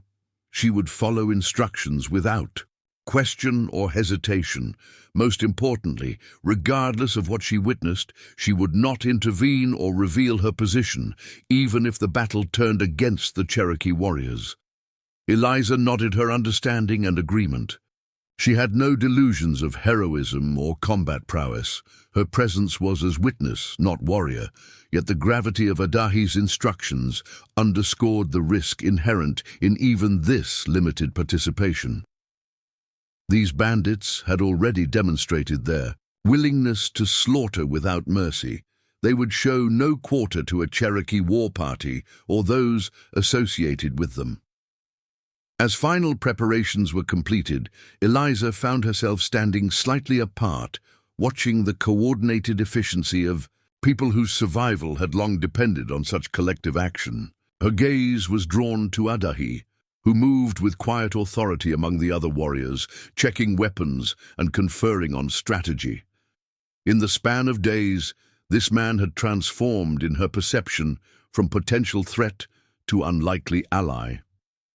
Ama approached, her lined face solemn as she handed Eliza a small carved token, a wooden bird, its wings spread in flight. She closed Eliza's fingers around it with a firm grip, then touched her own heart and pointed to the sky. A protection charm, Eliza realized, offered with genuine concern for her safety. The gesture triggered unexpected emotion. This woman, whose people had suffered generations of betrayal and displacement at the hands of white settlers, was offering spiritual protection to a lone white woman. The complexity of human connection, its capacity to transcend historical enmity in moments of shared purpose, struck Eliza with sudden clarity. The war party departed at mid-morning, moving in single file through the forest with Adahi in the lead. 8 warriors, Ama and Eliza, a small force to confront men whose violence had already claimed dozens of lives. Yet there was confidence in their movements, the assurance of those who knew both terrain and strategy intimately. They traveled. In silence, communication limited to occasional hand signals. Eliza focused on matching the stealth of those ahead of her, placing her feet as they did, avoiding branches that might snap underfoot. Her ankle, though still tender, held firm with the supportive binding Akul had shown her. The journey passed, without incident, the forest revealing neither additional bandits nor other travelers. By early afternoon, they reached a position approximately half a mile from the raiders' camp. Here, Adahi directed Eliza and Amma to establish their observation post, a densely wooded hillock that offered limited visibility of the clearing while providing good cover and a swift retreat path if necessary. As the warriors prepared for their approach, Adahi took a moment to ensure Eliza understood her role. His hands shaped clear instructions: remain hidden, do not move regardless of what transpired, retreat with Amma if a specific bird call signaled danger approaching their position. His dark eyes held hers with an intensity that communicated what words could not. This was not merely tactical instruction, but genuine concern for her safety. Eliza nodded her understanding, then impulsively reached for his hand, pressing the wooden bird charm Amma had given her into his palm. Protection should go to those facing greatest danger. The gesture appeared to surprise him, his expression momentarily unguarded before returning to the focused intensity required by their mission. Without further exchange, Adahi rejoined the other warriors. They moved off in pairs, circling to approach the bandits' camp from multiple directions. Soon they had vanished among the trees, leaving Eliza and Amma alone on their wooded vantage point. From their position, the bandits' camp was partially visible through gaps in the foliage. Eliza could make out the canvas shelters, the horses tethered nearby, occasional movements as men went about their activities. The red-haired leader appeared briefly, issuing what appeared to be instructions to two of his men who nodded and began checking their weapons. Beside her, Amma remained motionless, her aged eyes missing nothing as she surveyed the scene below. Despite her years, there was nothing frail about her presence. She exuded the quiet strength of one who had witnessed both tragedy and triumph throughout a long life. Time passed with excruciating slowness as they waited for the Cherokee warriors to complete their encirclement of the camp. Eliza's every sense strained to compensate for her inability to hear, her eyes constantly scanning for any sign of the approaching confrontation. The attack, when it came, erupted with simultaneous precision. From multiple directions. One moment the bandits were engaged in ordinary camp activities. The next, chaos consumed the clearing. Eliza couldn't hear the war cries or gunshots, but she could see their effects. Men diving for cover, reaching for weapons, horses rearing in panic as arrows found targets with deadly accuracy. The red-haired leader reacted with practiced speed, barking orders as he took position behind an overturned table, rifle raised. Two of his men were already down, one with an arrow protruding from his chest, another clutching his throat as he fell. The remaining bandits returned fire, the muzzle flashes of their weapons visible even through the filtering branches. Eliza's fingers dug into the earth beneath her as she watched the violent tableau unfold. This was justice in its most primal form, not the ordered proceedings of a courtroom, but the direct retribution of those wronged beyond endurance.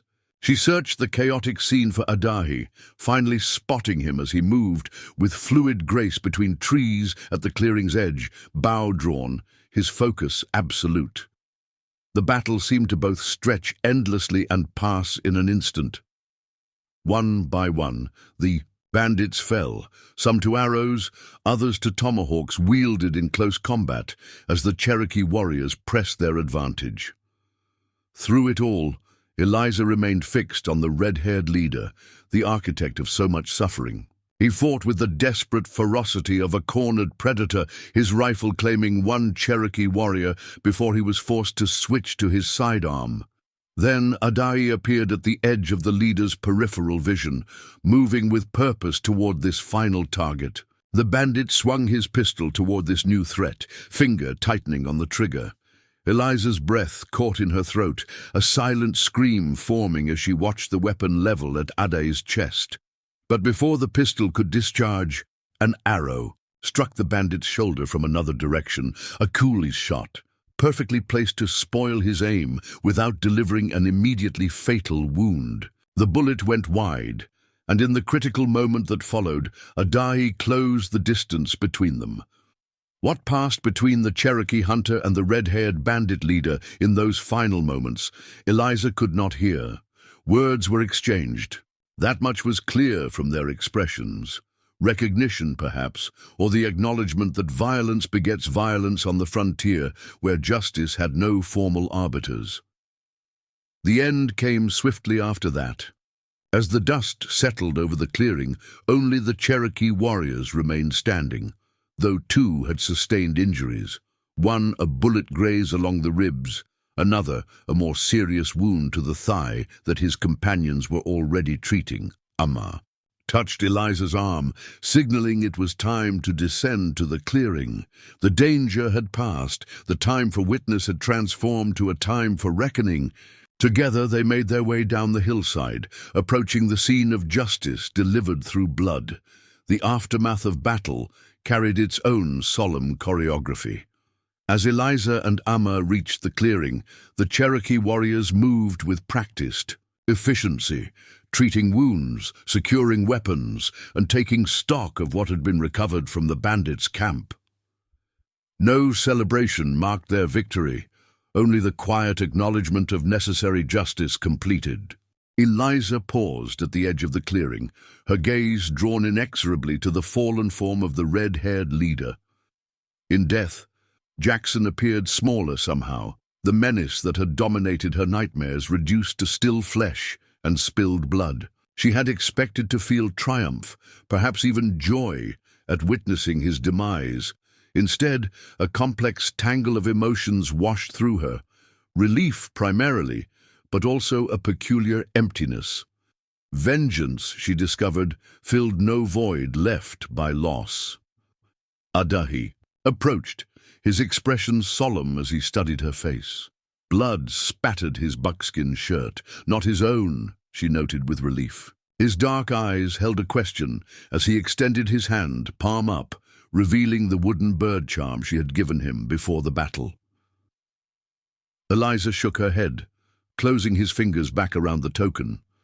A gift, freely given, was not meant for return. Something shifted in his expression at this, a subtle softening around the eyes, perhaps recognition of the gesture's significance beyond mere superstition.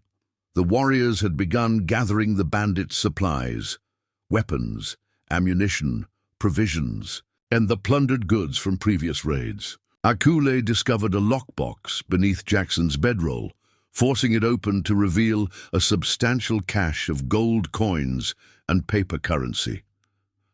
Blood money, earned through terror and murder.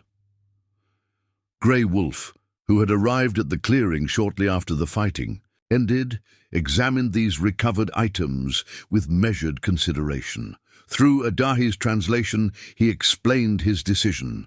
Goods clearly identifiable as belonging to Cherokee victims would return to their families or remain with the tribe. Items taken from settlers would be divided, some retained as fair compensation for Cherokee losses, the remainder delivered to the nearest territorial authority, along with information about the bandits' activities. This balanced approach to the spoils surprised Eliza.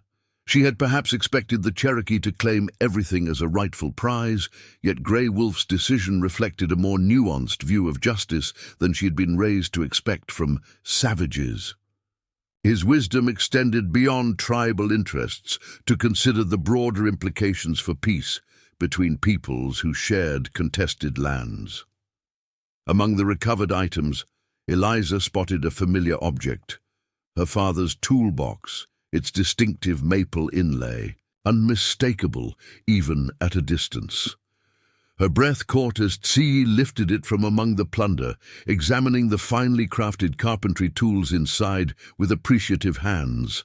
Adahy noticed her reaction, following her gaze to the toolbox. Without hesitation, he spoke to Grey Wolf, gesturing toward Eliza and the tools. The elder considered briefly before nodding his agreement. T, though clearly reluctant to part with such quality implements, brought the box to Eliza, setting it carefully at her feet.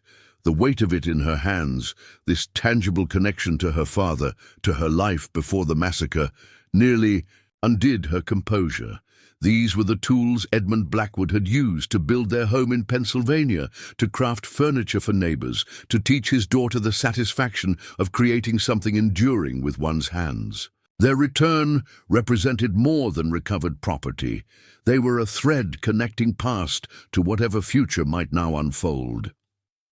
As daylight began to fade, the Cherokee prepared for their departure. The bandits' bodies were left where they had fallen. No burial, no ceremony, simply returned to the earth that would reclaim them in its own time. It was a stark but fitting end for men who had shown no mercy to their victims. The journey back to the hunting camp proceeded more slowly than their earlier approach, burdened now with recovered supplies and wounded warriors. Darkness had fallen completely by the time they reached the outskirts of the camp, where anxious faces awaited their return. Word of their success spread quickly, relief evident in the expressions of those who had feared losing more loved ones. To the bandits' violence. The wounded were immediately tended by women skilled in healing arts, using poultices and herbal remedies similar to those that had hastened Eliza's ankle's recovery. That night, a council fire burned at the center of the camp. Unlike previous gatherings where Eliza had been peripheral, tonight she was given a place of honor beside Grey Wolf, as each warrior recounted the day's events for those who had remained. Behind, though she couldn't hear the words, the expressions and gestures painted a clear narrative of the confrontation and its resolution. When the recounting reached the final moments, Akule's precise arrow that had prevented Jackson from shooting, Adahy, and the Cherokee hunter's subsequent confrontation with the bandit leader, all eyes turned briefly to Eliza. Her presence as witness lent additional weight to their account, her very survival testimony to both the bandits' brutality and their ultimate defeat. As the council concluded, Grey Wolf rose to make a final pronouncement. Though Eliza couldn't fully follow his words, Adahy translated the essence. With the immediate threat eliminated, the hunting camp would return to their main village within 2 days. There, a proper ceremony would honor the warrior who had been lost and celebrate those who had returned victorious. Most significantly for Eliza, Grey Wolf declared that she had earned the right to travel with them, no longer as captive or even guest, but as one who had shared both their suffering and their justice. The decision was not without dissenters. Akule and several others maintained reserved expressions, but it represented a remarkable transition from her initial precarious position. Later, as the camp settled into sleep, Eliza sat alone by one of the smaller fires, her father's toolbox open before her. Each tool carried memories, the smooth-worn handles shaped by his hands, the carefully maintained edges that reflected his meticulousness, the faint initials EB etched into each piece. She ran her fingers along them, a tactile connection to the man who had taught her to navigate a silent world with courage and dignity. A shadow fell across the tools, and she looked up to find Adahy standing nearby. He gestured to the space beside her, asking permission to join. When she nodded, he settled cross-legged on the ground, his attention drawn to the craftsmanship of the tools displayed between them. With careful movements, he lifted a finely made chisel, examining its balance and edge before returning it respectfully to its place. The appreciation in his eyes spoke of recognition, one craftsman acknowledging the skill of another across cultural boundaries. "Your father made these?" he asked, his lips forming the words with the deliberate clarity that had become his habit. When speaking to her, Eliza nodded, then mimed using the tools to shape wood, followed by indicating various heights. showing how her father had taught her to use them from childhood. Adai's expression registered surprise, quickly followed by genuine interest. He pointed to her, then to the tools, his eyebrows raised in question. Did she possess her father's skills? In answer, Eliza selected a small block of pine from the toolbox, a practice piece her father had always carried for demonstrating techniques, or testing edge sharpness. With deft movements, she began shaping it with a small carving knife, her hands remembering patterns practiced countless times during quiet evenings in their Pennsylvania home. Adai watched in silence as a small bird gradually emerged from the wooden block, not elaborate or perfect, but recognizable and imbued with a sense of movement. When she finished, she offered it to him, a more personal return of the wooden bird charm Amma had given her. He accepted the carving with a nod that conveyed more than casual thanks, turning it over in his hands to examine the details before carefully tucking it into the pouch at his belt. Then, with movements that seemed almost hesitant, unusual for one normally so decisive, he began to communicate something more complex than their usual exchanges had allowed. Tomorrow they would begin preparations for the journey to the main village, a 3-day travel east toward the Arkansas River, where most of their band dwelled in more permanent structures. There, life would be different from the hunting camp. More people, established routines, greater scrutiny of the unusual white woman in their midst.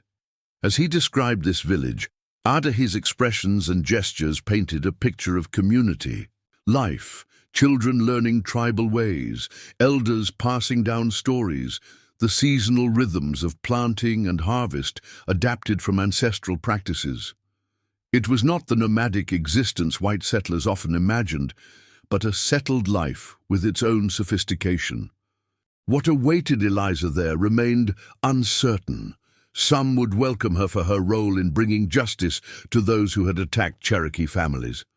Others would view her with suspicion simply for her race. Much would depend on how she conducted herself, on her willingness to learn their ways while offering skills of value to the community. The complexity of this future hung between them, acknowledged but unresolved as the fire burned low. Finally, Adai rose to leave, pausing only to indicate the toolbox with a gesture that suggested both question and possibility. Perhaps his expression seemed to say these tools represented not just memory, but opportunity, a bridge between her past skills and future purpose. Alone again, Eliza considered the implications of Grey Wolf's decision and Adai's descriptions of village life. The path ahead was not one she had chosen or anticipated, yet it offered something precious, the chance to belong somewhere after having lost everything. Whether that belonging could ever be complete, whether a deaf white woman could truly find place among the Cherokee, remained to be seen. But the alternative, returning to white settlements where she had no family, no resources, and little protection, held less promise than it once might have. Morning brought renewed activity as the hunting camp began dismantling temporary structures and preparing for the journey to the main village. Eliza joined the women in these tasks, her movements now familiar with practices she had observed and participated in during her days among them. Nuna worked alongside her, their initial wariness having evolved into a functional partnership, if not quite friendship. Midday found her helping pack the recovered items from the bandits' camp, organizing them for transport on the extra horses they had acquired in the confrontation. Among these supplies, she discovered a leather-bound book, a ledger with entries detailing the bandits' activities over months. Names, dates, locations of attacks, inventories of plunder, and distributions of profits were recorded in a surprisingly meticulous hand. The document represented potentially valuable evidence should territorial authorities ever investigate the disappearance of the Hargrove wagon train or other victims. Eliza brought it immediately to Grey Wolf, whose expression grew thoughtful as he examined the pages she indicated. Through Adai's translation, the elder acknowledged the ledger's significance, but raised a practical concern. Cherokee testimony carried little weight with white authorities.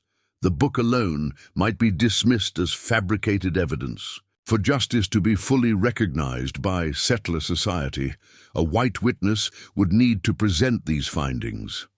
Eliza understood his meaning immediately. Her unique position, survivor of the massacre, witness to the bandits' defeat, and now temporary member of the Cherokee community, created both opportunity and responsibility. She could potentially serve as bridge between worlds, carrying truth where Cherokee voices alone might be ignored.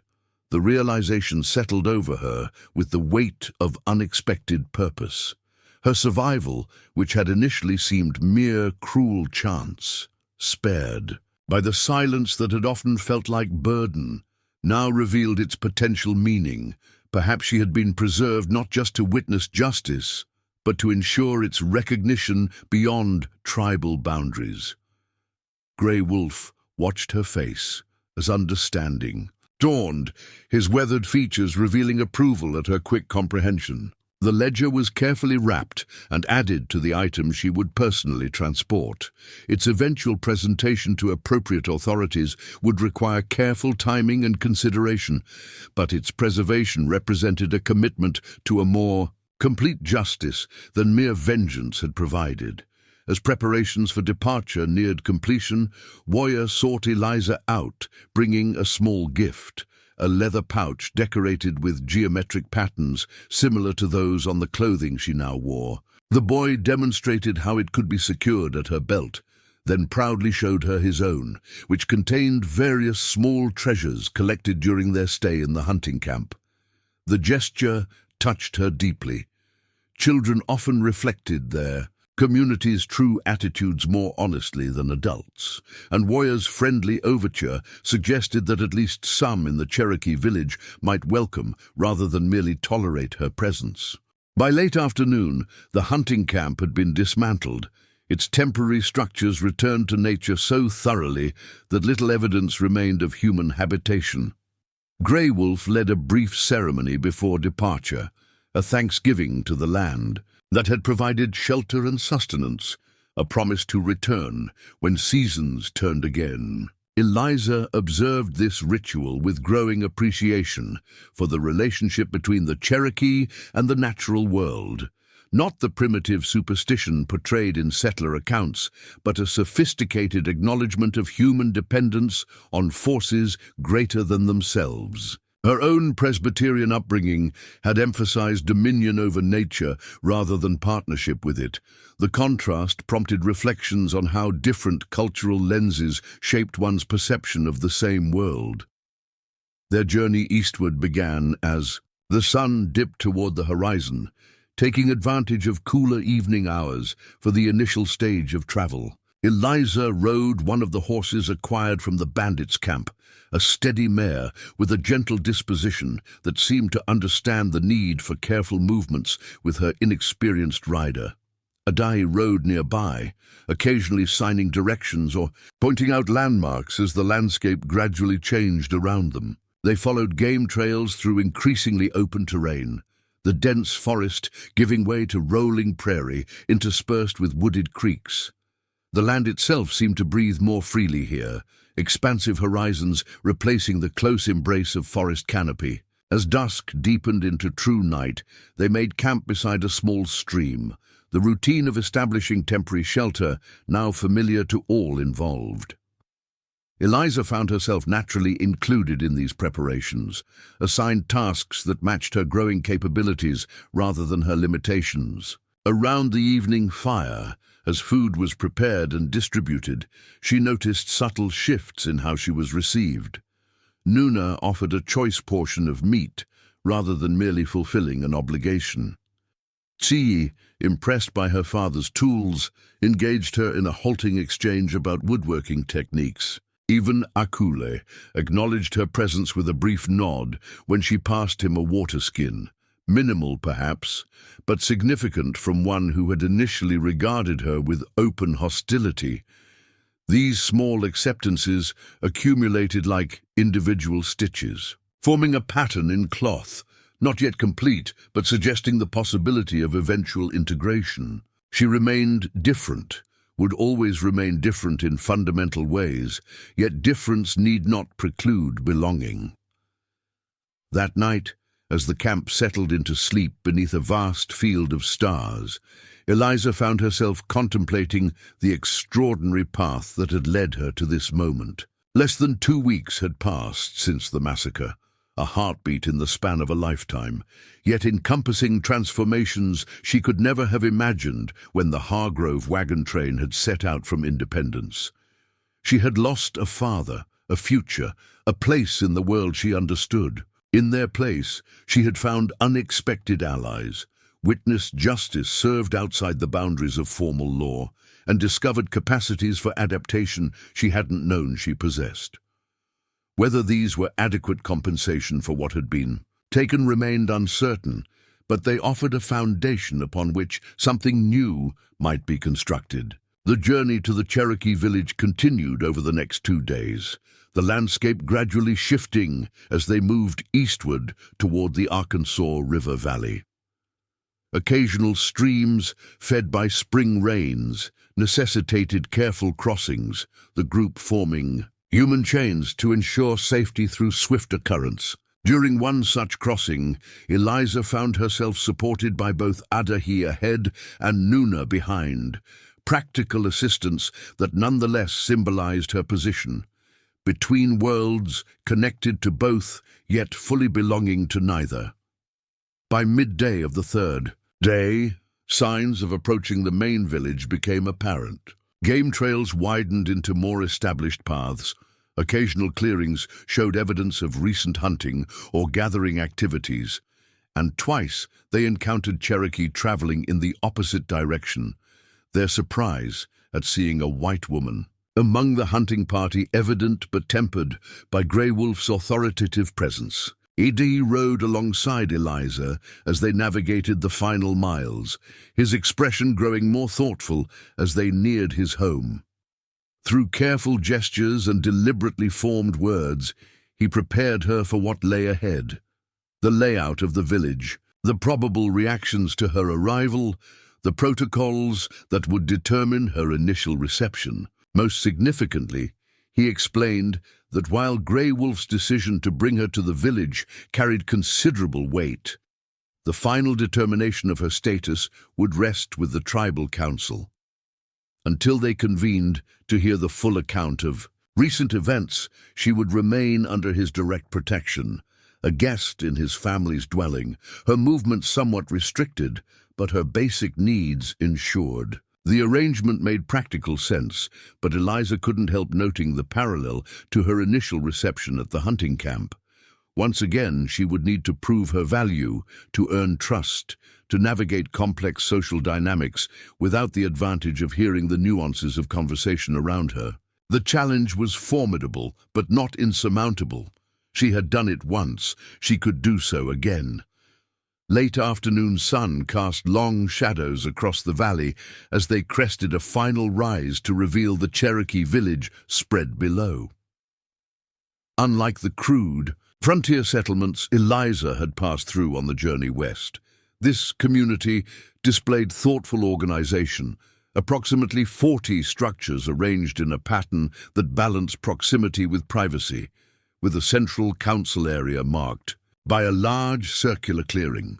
Most dwellings were substantial, some built of logs in a style similar to settler cabins, but with distinctive modifications. Others, more traditional structures with branch frameworks, covered in bark or hide. Gardens in various stages of spring. Planting surrounded many homes, and a communal field for larger-scale cultivation occupied fertile bottomland near the river that curved around the village's eastern edge. Children playing near the outskirts were the first to spot their approach. Their excited reactions spread the news rapidly through the community, bringing people from various activities to observe the hunting party's return. The presence of extra horses laden with supplies would be cause enough for interest. The inclusion of a white woman in Cherokee dress guaranteed intense scrutiny, As they descended toward the village, Eliza straightened her posture despite the fatigue of travel. First impressions would matter significantly in the days ahead. Whatever uncertainty she felt internally, her external presentation needed to convey dignity and respect rather than fear or weakness. Adahi glanced at her as they approached the first dwellings, a flicker of what might have been approval crossing. His features, before his expression, returned to the careful neutrality required for their formal entrance. She had survived massacre, wilderness, and initial suspicion to reach this moment. What awaited her within the Cherokee village remained to be seen, but she faced it not as a victim seeking charity, but as one who had earned her place through shared struggle and demonstrated worth. The hunting party entered the village as afternoon transitioned toward evening, the golden light of approaching sunset illuminating their arrival like actors stepping onto a stage. For better or worse, Eliza Blackwood had reached the next chapter of her unexpected journey, one where her deafness might continue to be the very quality that allowed her to bridge worlds divided by history, language, and blood. The first weeks in the Cherokee village unfolded as a careful dance of boundaries tested and bridges built. As Adahi had explained, Eliza was housed with his family, an arrangement that introduced her to his mother, Walela, a weaver whose intricate basketry was renowned throughout the tribe, and his younger sister, Galilahi, who regarded the white woman with undisguised curiosity. Their dwelling was larger than Eliza had anticipated, with separate sleeping areas and a central hearth where family life centered. Her space was small but private, separated by woven reed partitions that provided visual if not auditory privacy. Though for her, of course, the latter had never been a concern. Each morning began with Walela assigning household tasks, communicating. Through gestures that gradually incorporated Cherokee words, Eliza was expected to learn. The older woman proved to be neither overtly warm nor hostile, but practical in her assessment of Eliza's capabilities and limitations. When Eliza demonstrated skill at tasks requiring detailed handwork, Walela adjusted her assignments accordingly, waste of talent apparently being unacceptable regardless of its source. Adahi himself was often absent during daylight hours.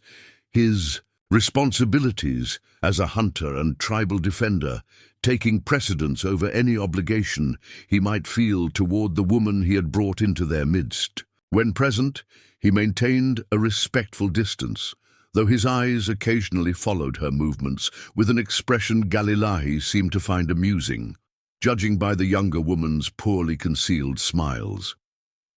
Beyond the confines of Adahi's family dwelling, Eliza's reception in the broader community varied considerably. The elders, following Grey Wolf's lead, treated her with cautious acceptance, acknowledging her role in bringing justice to those who had attacked their people. Mothers with young children maintained watchful distance, neither welcoming nor openly hostile.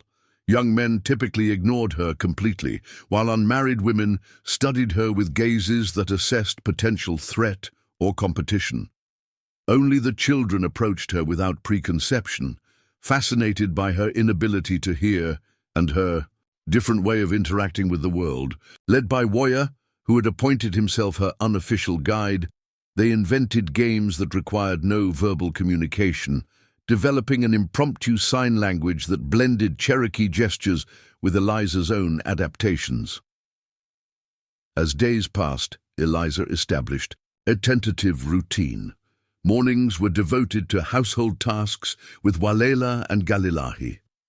Afternoons often found her at the river's edge with other women, learning to prepare materials for Walela's baskets or helping with communal laundry. These shared tasks provided opportunities for observation and gradual integration, the rhythmic nature of the work requiring no verbal exchange, yet fostering a sense of shared purpose.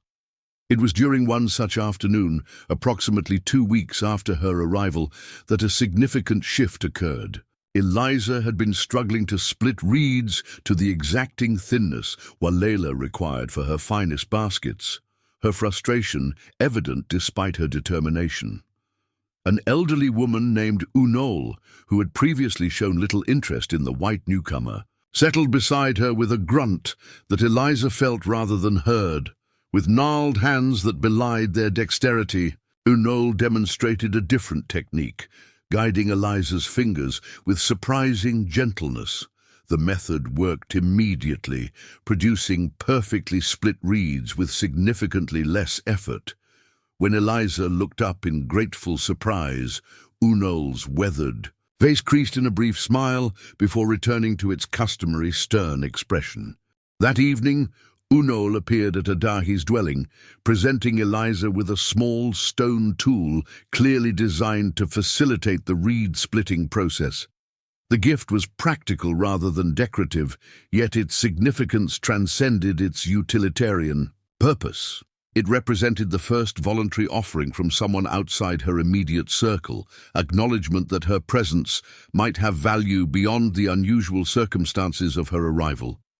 Adahi, observing this exchange from across the hearth, nodded once in apparent approval. Later, as Eliza helped Galilahi prepare the evening meal, he approached with uncharacteristic hesitation, gesturing toward the stone tool and then to the tribal council area. Tomorrow, he explained carefully so she could read his lips, the council would convene to hear the full account of the hunting party's confrontation with the bandits. They would also determine her more permanent status within the community. Unol's gesture, small though it might seem, represented important support from an influential elder. The council meeting the following day proved to be both more formal and more inclusive than Eliza had anticipated. The entire village gathered in the central clearing, forming concentric circles with the elders seated on log benches in the center. Grey Wolf presided, his weathered features impassive as he called for silence with a raised hand. Eliza was positioned between Adahi and Walela, close enough to observe the speakers' faces, but not so central as to suggest presumption of acceptance. A young man named Sequoia, whom she had noticed for his unusual interest in written language, was designated to assist her understanding, occasionally sketching symbols in the dirt to communicate concepts she might miss in the rapid exchanges. The proceedings began with a ceremonial acknowledgement of ancestral presence and guidance, followed by reports from various segments of the community: hunters, farmers, healers, and border watchers. These routine matters established the broader context before addressing the specific issue of Eliza's status. When the time came to recount the confrontation with the bandits, each warrior who had participated provided his perspective, describing not only the tactical details, but the spiritual and emotional dimensions of delivering justice for both Cherokee and settler victims. Their accounts emphasized the balance achieved, neither glorifying violence nor minimizing its necessity under the circumstances. Adahi spoke last among the warriors, his testimony notably including Eliza's role not just as identifier of the bandits, but as witness to both the original massacre and its eventual resolution. His description of her conduct throughout, her courage, her respect for Cherokee ways, her contribution of skills, presented a case for continued acceptance without directly advocating for it.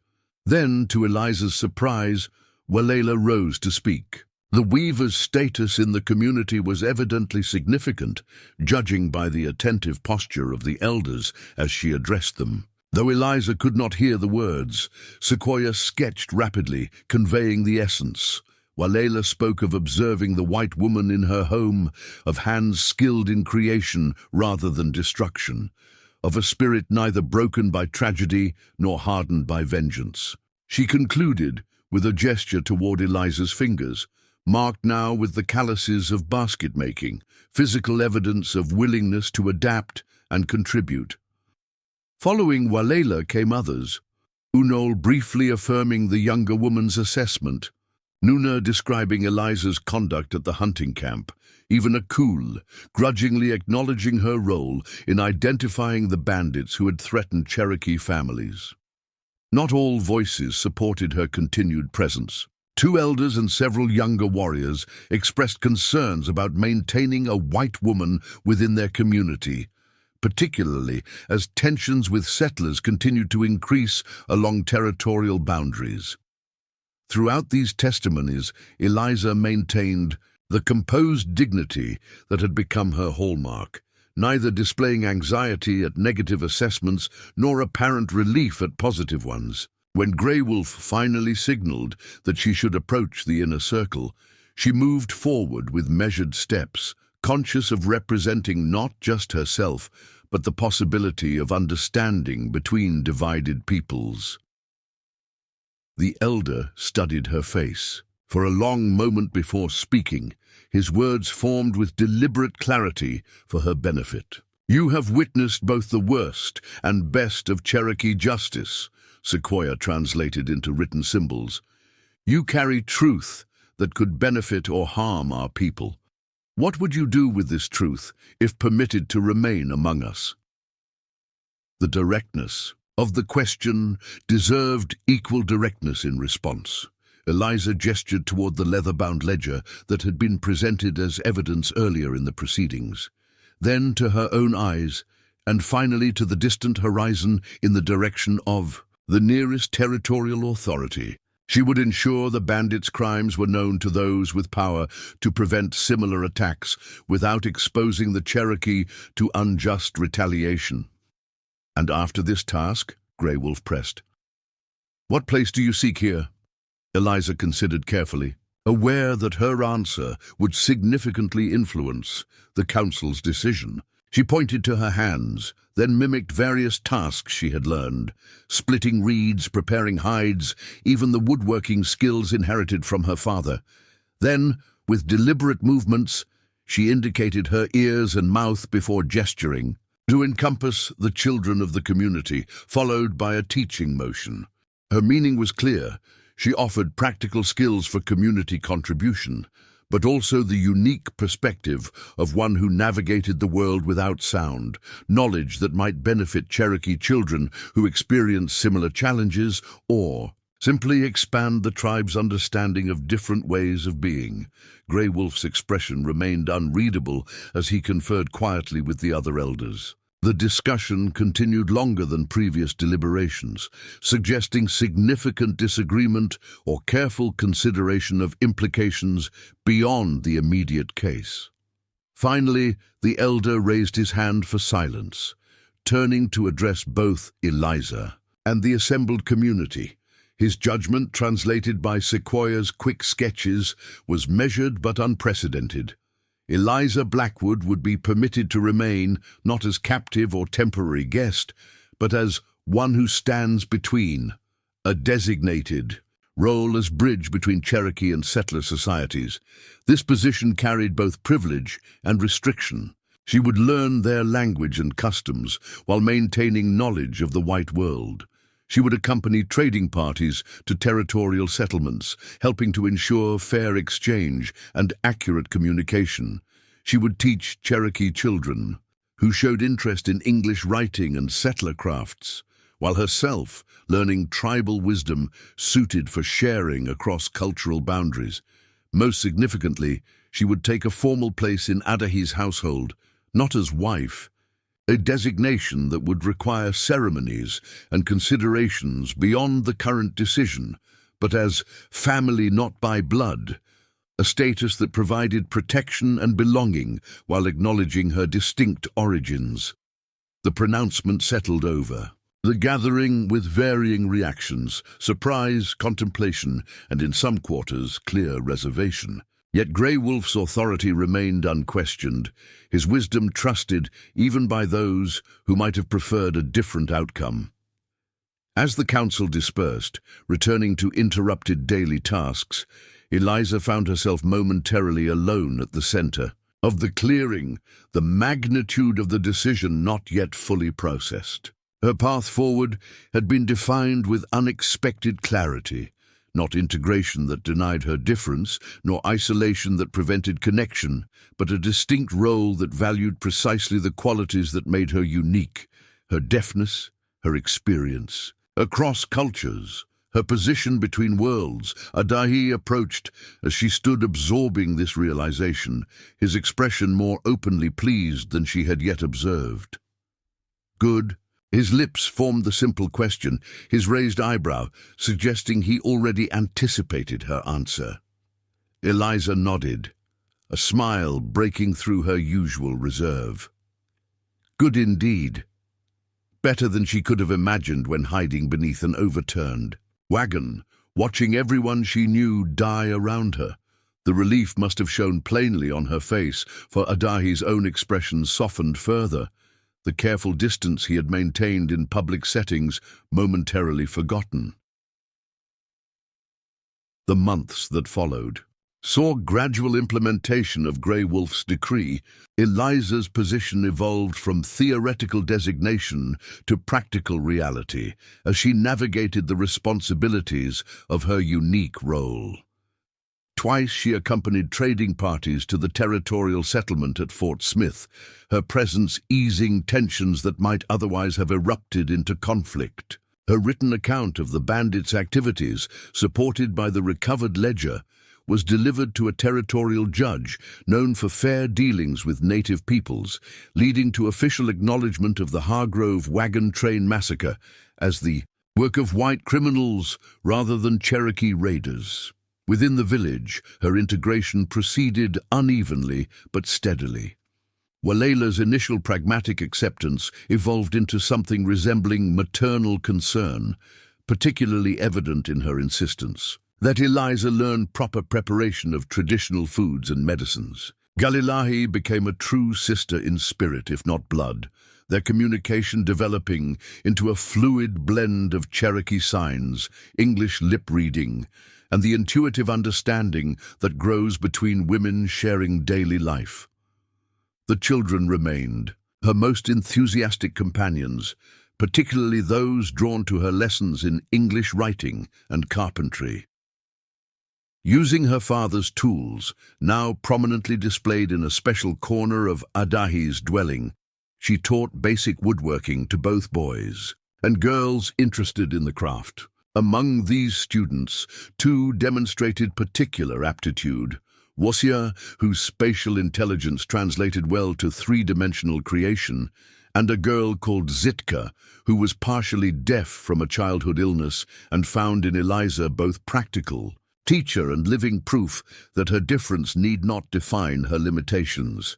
Throughout this period of adjustment and growing acceptance, Eliza's relationship with Adahi developed with careful deliberation on both sides. His position as her primary advocate carried responsibility that precluded hasty emotional entanglement. Her status as one who stands between required maintaining certain boundaries to preserve her effectiveness in that role. Yet, within these constraints, connection deepened through shared experience and complementary perspectives. They developed rituals of communication unique to their circumstances. Morning walks, where Adahi would describe his planned hunting route using sticks to draw maps in the earth. Evening conversations by firelight, where Eliza would demonstrate new signs she had created with the children. Quiet moments of simply working alongside one another, he maintaining hunting tools while she practiced wood carving, comfortable silence, requiring no translation. As summer ripened toward autumn, bringing harvest festivals and preparation for winter months, Eliza found herself reflecting on the extraordinary transformation of her circumstances. Seated by the river on a rare afternoon of solitude, she traced patterns in the soil beside her, not random designs, but a written record of her journey from deaf carpenter's daughter bound for Texas to one who stands between in a Cherokee village. The sound of approaching footsteps registered as vibrations through the ground rather than audible warning.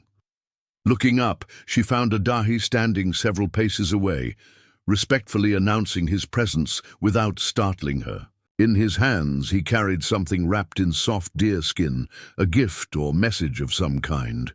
He settled beside her at a proper distance, carefully unwrapping the object to reveal an exquisitely crafted wooden box. Its construction showed influence of both traditions. Cherokee symbolic patterns carved into wood, joined using techniques Edmund Blackwood had perfected in his Pennsylvania workshop. Inside, nestled in a bed of soft rabbit fur, lay her father's pocket watch alongside a necklace of polished river stones and carved wooden beads. The significance required no verbal explanation. The watch represented her past, her origins, the lineage of a father who had taught her to move through a silent world with confidence. The necklace symbolized potential future connection to this place and people, specifically to the man whose hands had crafted it during weeks of patient effort. Together in the box that blended both traditions, they offered not a demand for choice between worlds, but acknowledgement of her unique position bridging them. Adahi watched her face as understanding dawned, his own expression carefully controlled, yet vulnerable in a way she had not previously witnessed. When she looked up from the gift to meet his gaze, the question in his eyes required no translation. Was this welcome?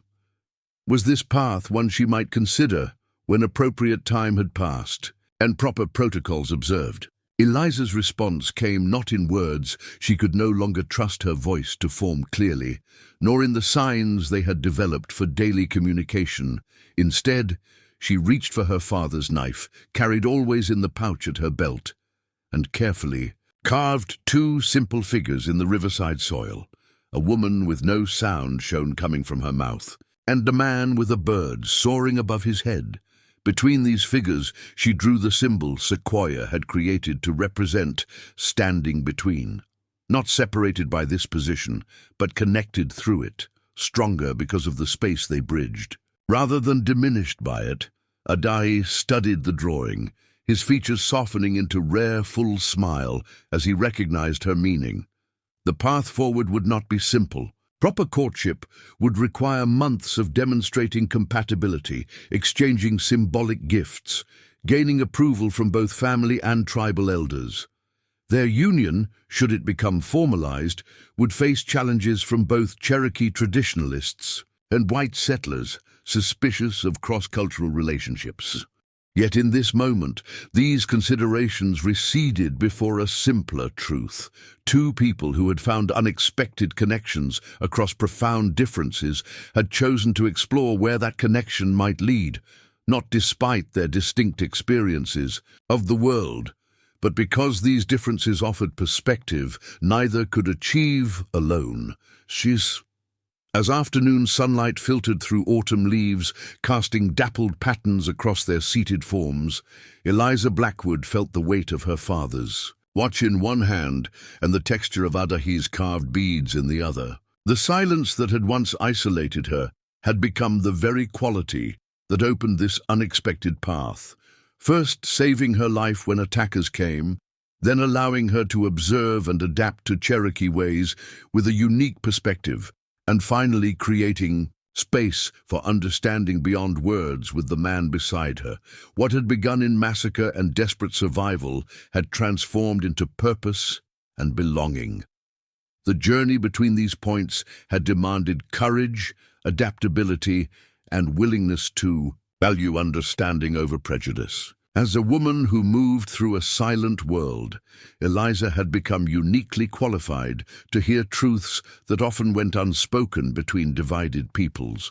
When Adahi rose to return to the village, offering his hand in the white man's gesture he had learned was important to her, Eliza accepted both the practical assistance and its deeper meaning. Together, they walked toward the dwellings visible through the trees, their shadows merging and separating with each step. Distinct individuals moving in shared purpose, navigating the complex territory between worlds not as a burden to be endured, but as a gift to be explored. The deafness that had once defined her limitations had revealed itself as her greatest strength, allowing her to survive when others perished and to build bridges where words alone had failed. In the silence that surrounded her always, Eliza had found not isolation, but a unique capacity to listen with eyes, heart, and spirit to the deeper rhythms that connected all people across the artificial boundaries of language, culture, and history. Up. Next, you've got two more standout stories right on your screen.